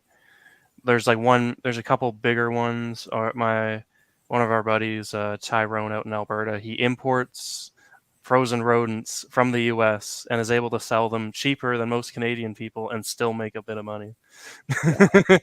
Wow. I just checked. I'm actually paying $1 a piece for pinks. Wow. Okay. Yeah. Hey, I get it cheaper then. What's that? Like Red Hots? Just regular, like a couple day old. Yeah, a couple day old, and they're packs of 25. So. Because I'm freezing off, like, not even gonna lie, like 50 to 100 freaking rat pinks and mice pinks a week. Really? Dude, like I'm cranking them out, and I haven't even been touching the ASFs. I'm starting to get to the point where I'm gonna have to, like, I'm starting to pull some ASF litters because I'm getting so many. And Casey's like, just keep hold on to them and keep breeding them. We need more. And I'm like, dude, I don't have anywhere else to put these damn things. Like, I'm literally being overrun by ASFs. Like, those things are reproducing like freaking crazy. Let me say this: after the show, you and I will conspire, and I will buy some rodents off you. Yeah, for sure. After realizing how much we're spending.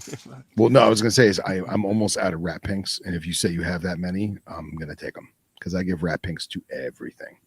That's what I've been feeding. Like a lot of my stuff. Yeah. A lot of my stuff is on the younger side, so it's been eating. You know, a lot of that stuff I've been feeding off mostly. Rat pinks and smaller rat pups and anything in my collection. Not even a ton of wean stuff, like nothing over the size of an adult mouse, right? Like I don't really feed. Like the Jansen are really the only thing big enough to eat like a bigger size rodent. The bigger male pine is kind of the only other exception, and then that adult male green tree, but that's kind of it. So I've got a bunch of bigger stuff, and even some of the like the wean rats that I've had are like, even those are too big for most of my adult corns, for me to even feel comfortable feeding them without them looking like they're about to freaking pop. Yeah. So. Yeah. I just wait as soon as a neonate is big enough to eat a rat pink, it just goes on rat pinks and never leaves. Mm-hmm. So yeah. Yep. They've definitely slowed down, Mike. But I've got tubs that have, you know, a group of adults and then, you know, 15 or 20 hoppers in there hanging out with them. Because some of those adults are now getting to the point to where they're probably going to start winding down, and it's probably going to be time to call them in the next couple weeks. So. Yeah, I still have a 120 gallon with mice, and a couple of weeks ago it was like, wow, they're actually even still now, like I think I have like probably 4 females in there now, and it's just every week there's another litter, and it's like throw some in the freezer, feed some off, and try to hold back still, because it's like, yeah, it's going good now, but I've had times where it's like a month and it's just slow, and you might get 1 litter kind of thing because they're either raising up or they're old or however it is. So yeah, they've been breeding good so far. I was surprised because we've had some heat waves here. So yeah. Wow. I couldn't do it, man. I give you guys mad props. I can't do rodents anymore, man. I just can't. Yeah, it's tough this time of year, especially, man, because it's just like the freaking heat. I woke up early Saturday morning and I tried to get out there early on Saturday mornings before it really heats up, and even then, like 10 minutes in, I'm just drenched. Yeah. Like there were some tubs over the weekend where I was like, y'all ain't even that dirty. You're just gonna wait until next week. Like I can't freaking stand this shit. Yeah. You know, so it's a labor of love.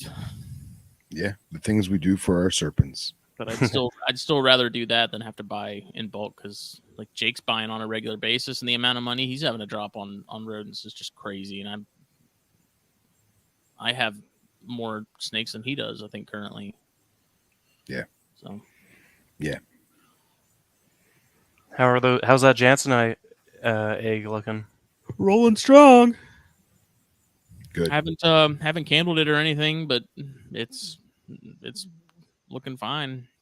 I was talking to Stone about it actually like a week or two ago, and he was basically like, when that thing pips, he's like, cover it up, don't open the lid, don't look at it, don't do anything, like check on it for like a half a second once it's pipped periodically to see if it's come out.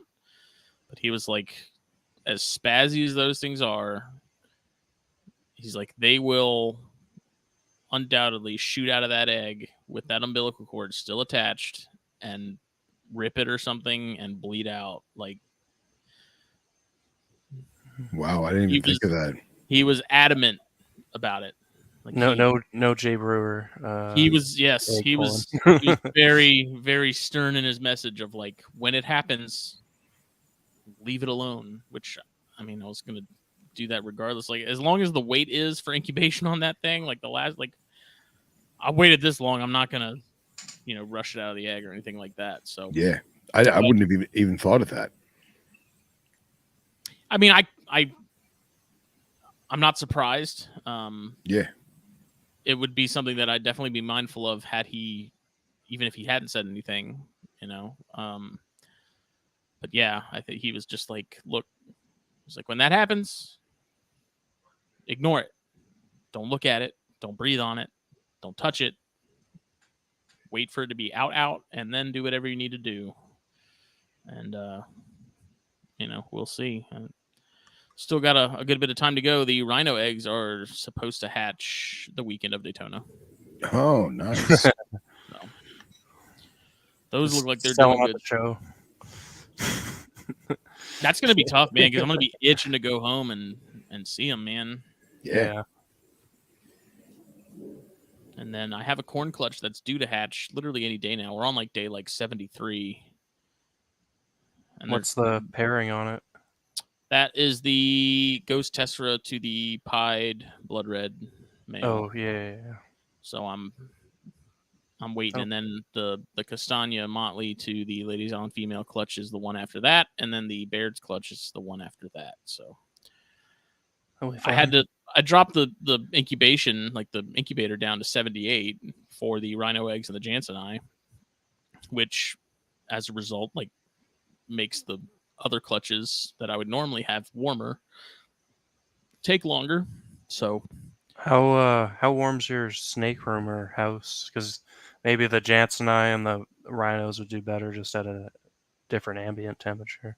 So they're in my closet, which is a small walk-in, which does not have, it's not connected to the central air or anything, so it is a little warmer than the rest of the house.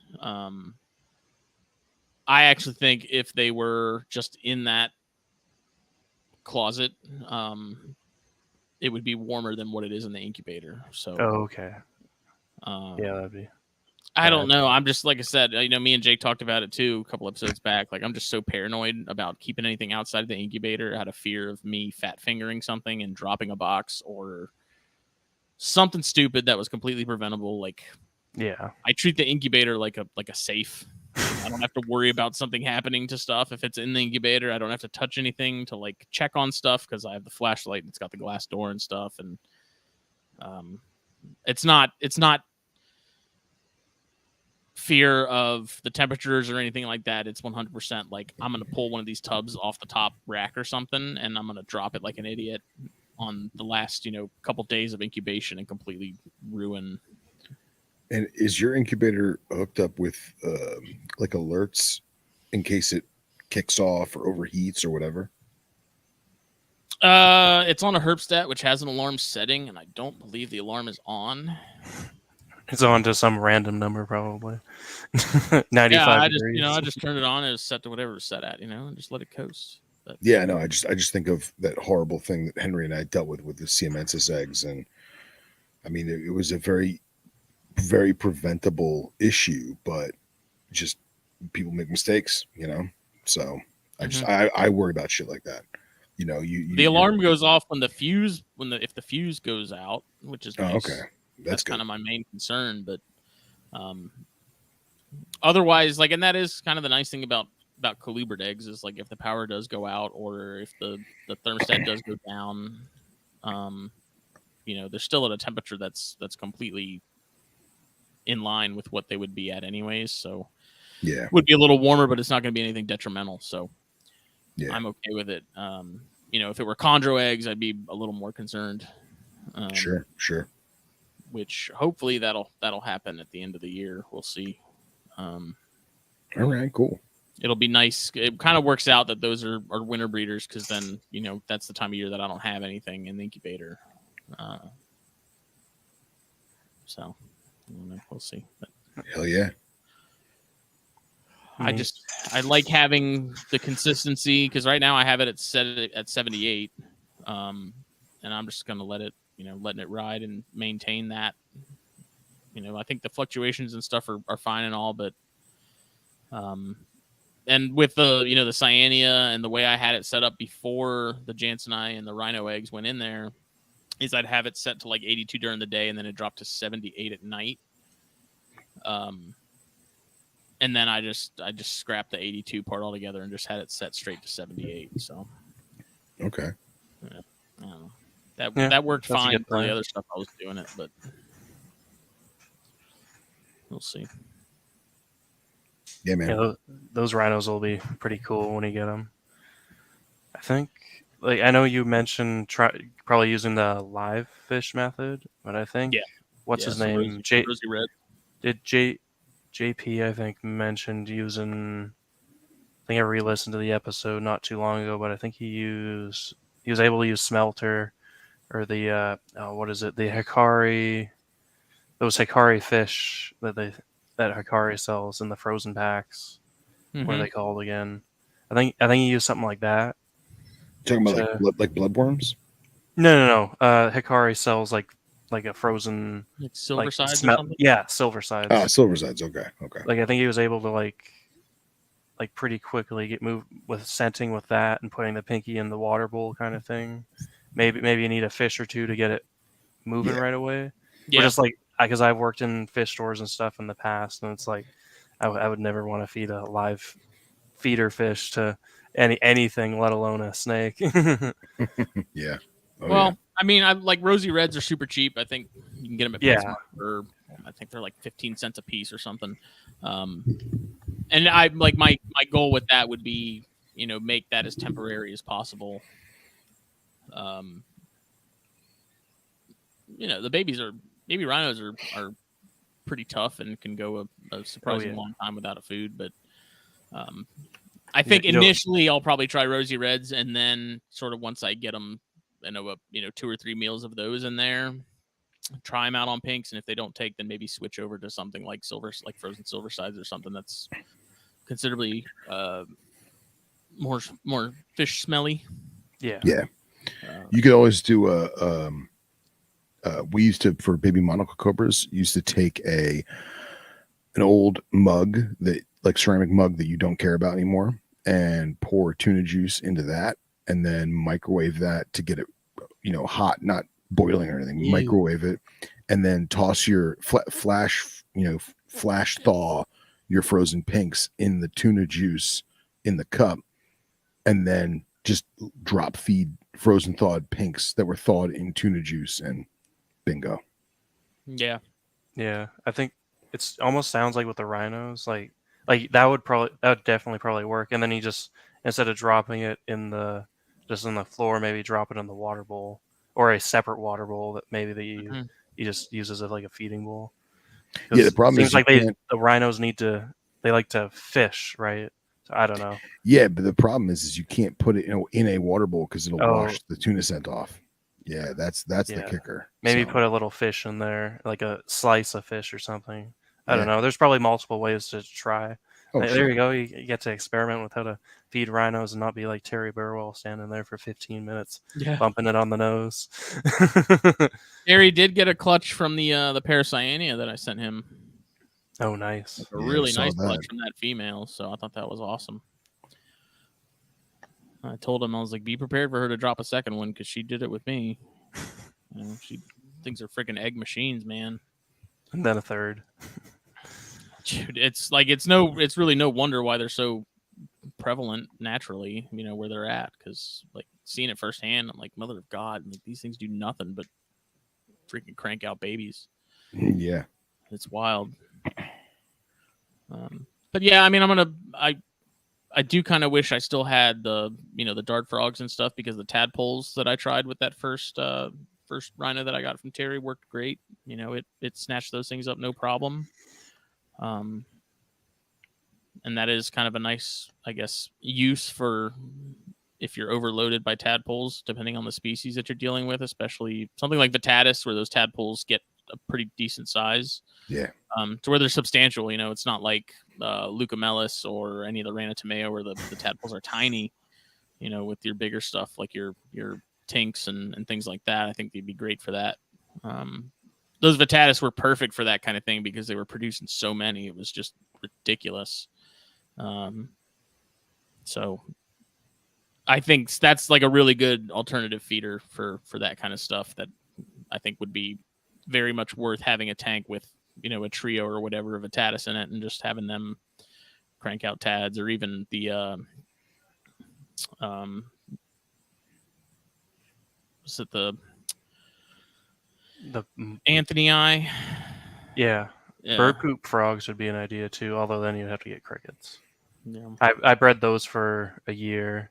They do call at night, but they do produce a lot of, like they'll produce a lot. Although some tadpoles take like a few months to come out, while others go through the metamorphosis a little quicker. But they're another neat frog that could probably be used as a feeder frog as well. Yeah. The the rosies, they're sort of the first route, just out of convenience of availability and being able to get my hands on them. It wouldn't be tuna juice. I tried that, I think, with baby alterna, and got nowhere with those. Okay. Granted, that's kind of apples to oranges in terms of trying to get stuff going, but tuna's cheap enough too. I don't eat that stuff. Katie might, but yeah, that's also a good trick. So. Yeah. I've also seen, like, I don't eat tuna, but I've seen guys where they take the packet, not the can, right? They have like the little packet of tuna, right? And they'll cut a little bit of the top off, and they'll just like pluck out a few strands, and then do the flash boil with that strands in there, and then they can just freeze that packet.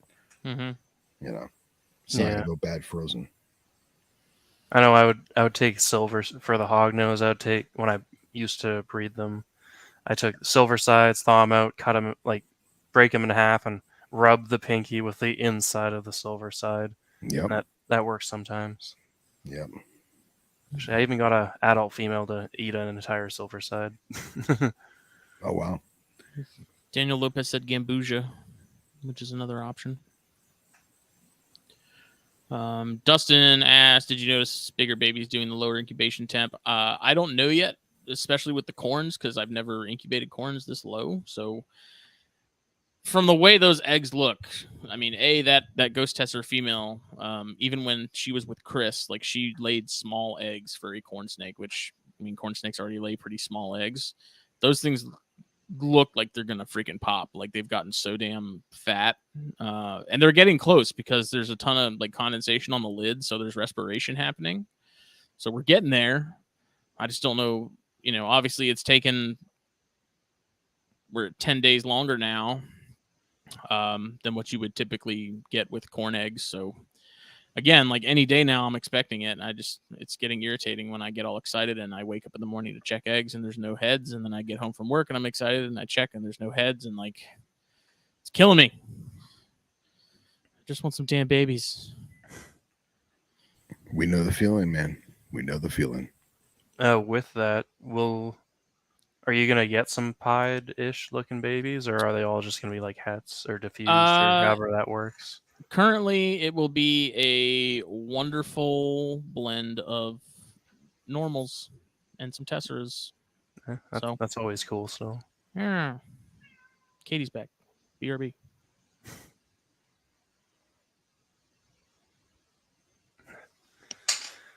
So how's your Mountain King snake doing? Good? Yeah. The boy and girl are doing great. I was really concerned with moving to the new room, because the new room is very, very hot in the new room naturally. Lots of windows. In fact, 3 of the 4 walls are heavily glassed windows. So what my friend and I did is I bought on Amazon, and it's super half-assed, jerry-rigged. I bought the adhesive mirror tint. So when you look in from the outside of the building, it looks like a mirror. On the inside, it just looks like dark tint. So I did that, and that actually kept the temp down a lot. But the majority of my stuff, if it's not a North American colubrid, it's all African and Middle Eastern, with the exception of montane rattlesnakes. So which they're not going to care about the temp, especially in summer.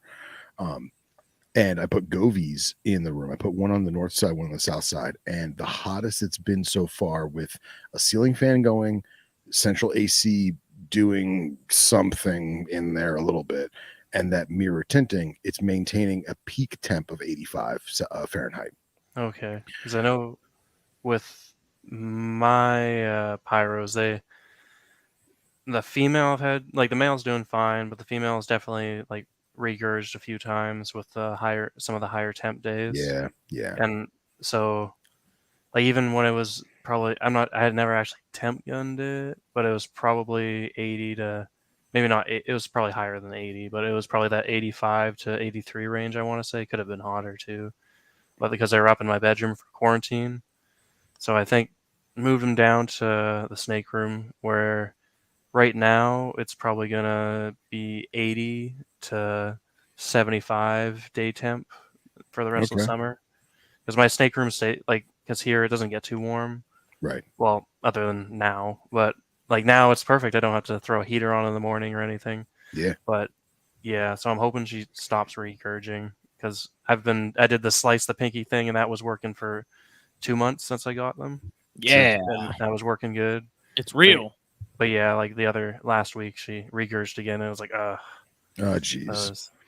But I Well, gave her pinky head, so we'll see if she holds that down. yeah, I'm sure she'll be fine, especially with just the head. So my male never gave me an issue. Always ate, always did great, just living life. So he's actually in a rack with other colubrids, totally fine. The female, for the first like 4 or 5 months, didn't eat anything, never lost a single drop of weight. And I think it might have been Mike Kosicki who told me to just basically take her off of heat, put her at room temp, and just leave her be. And I did. And it worked like a son of a gun. And now that she's in the snake room with everybody else, it's 85 at the hottest and probably 73 in the middle of the night, maybe 72 in the middle of the night. I haven't tried to feed her because it's only been a week since I've done this, but I'm really eager to see if the temperature is going to make a difference, because now she's over a year and a half old.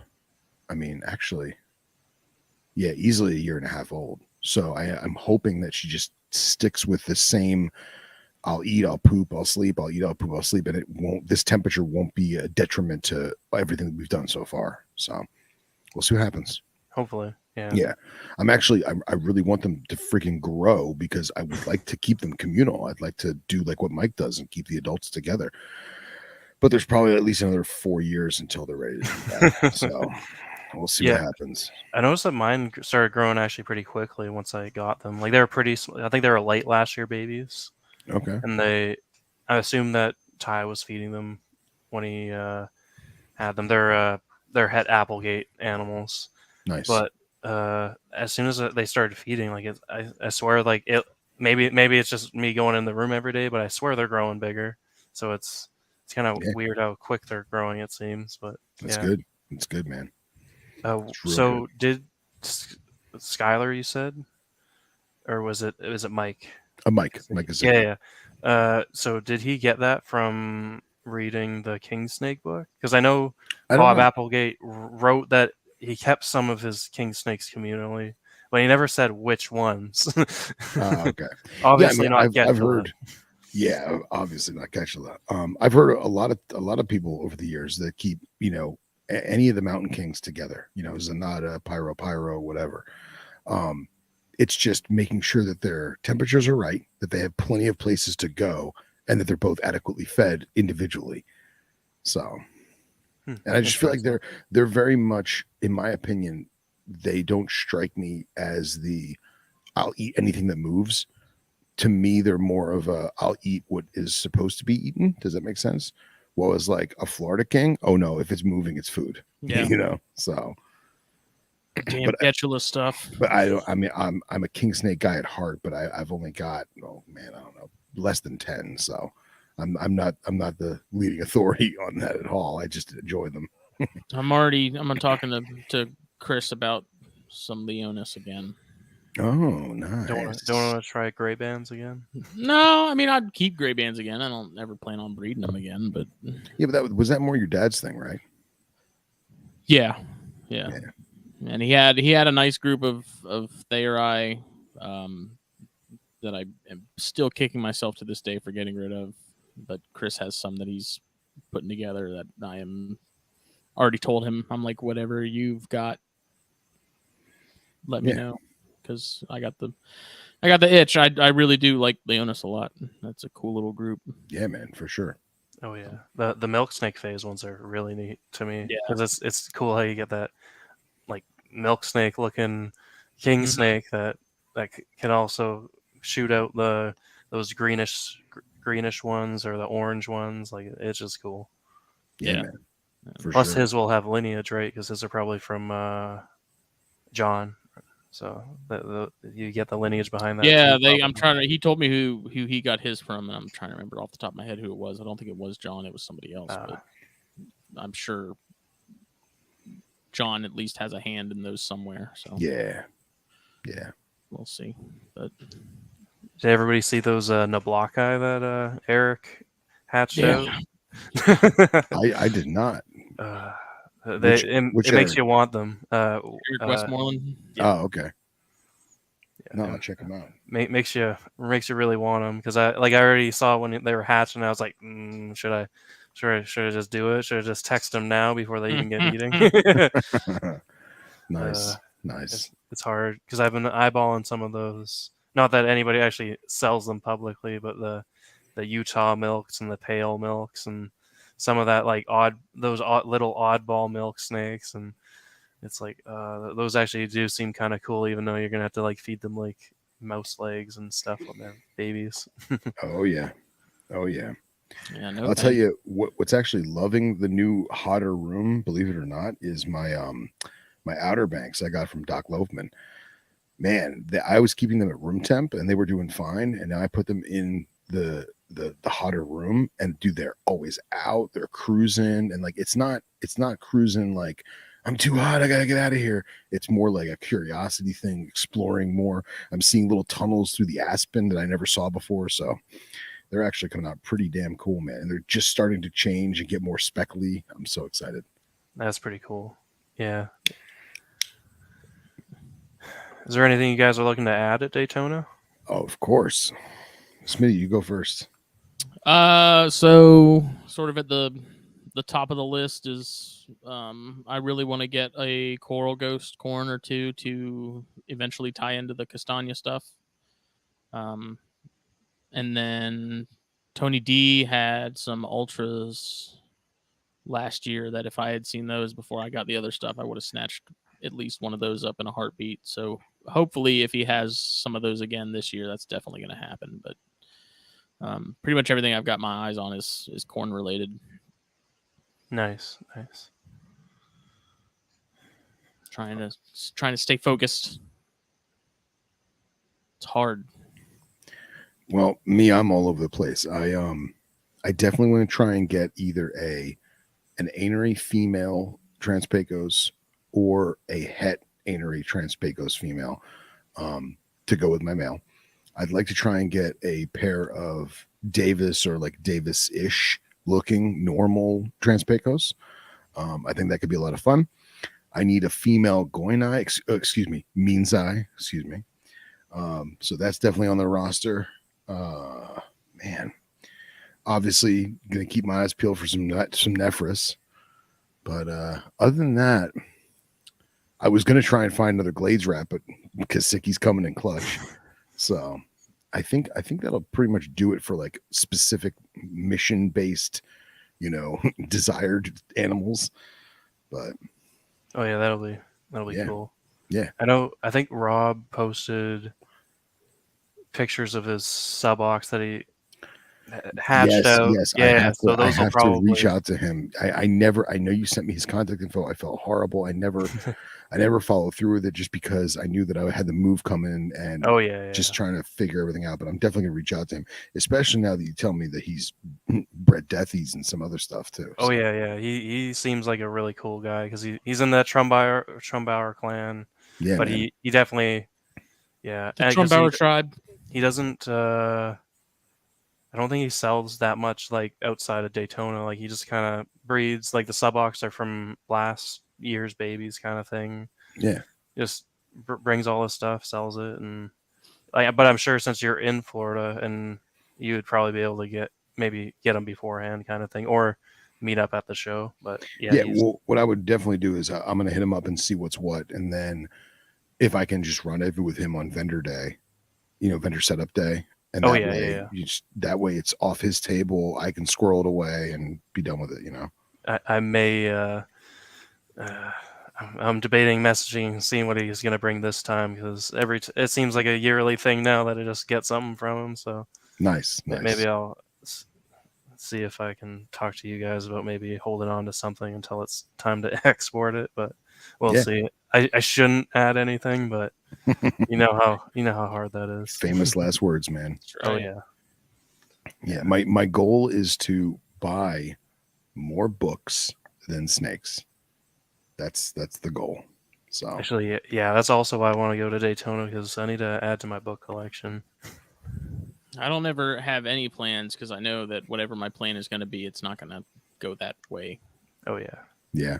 It's famous last words, right? I know last year I was looking for male Kentuckies, and I think he had his clutch hatch like a week before Daytona, and it was all females again. Oh, geez. He did 2 years in a row, like one male in each clutch. Damn. Wow.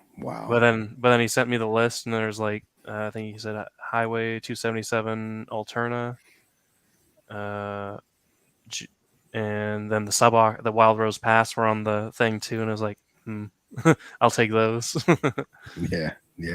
I know he had locality, Cal Kings, and then he has a bunch of other stuff like San Luis Potosi.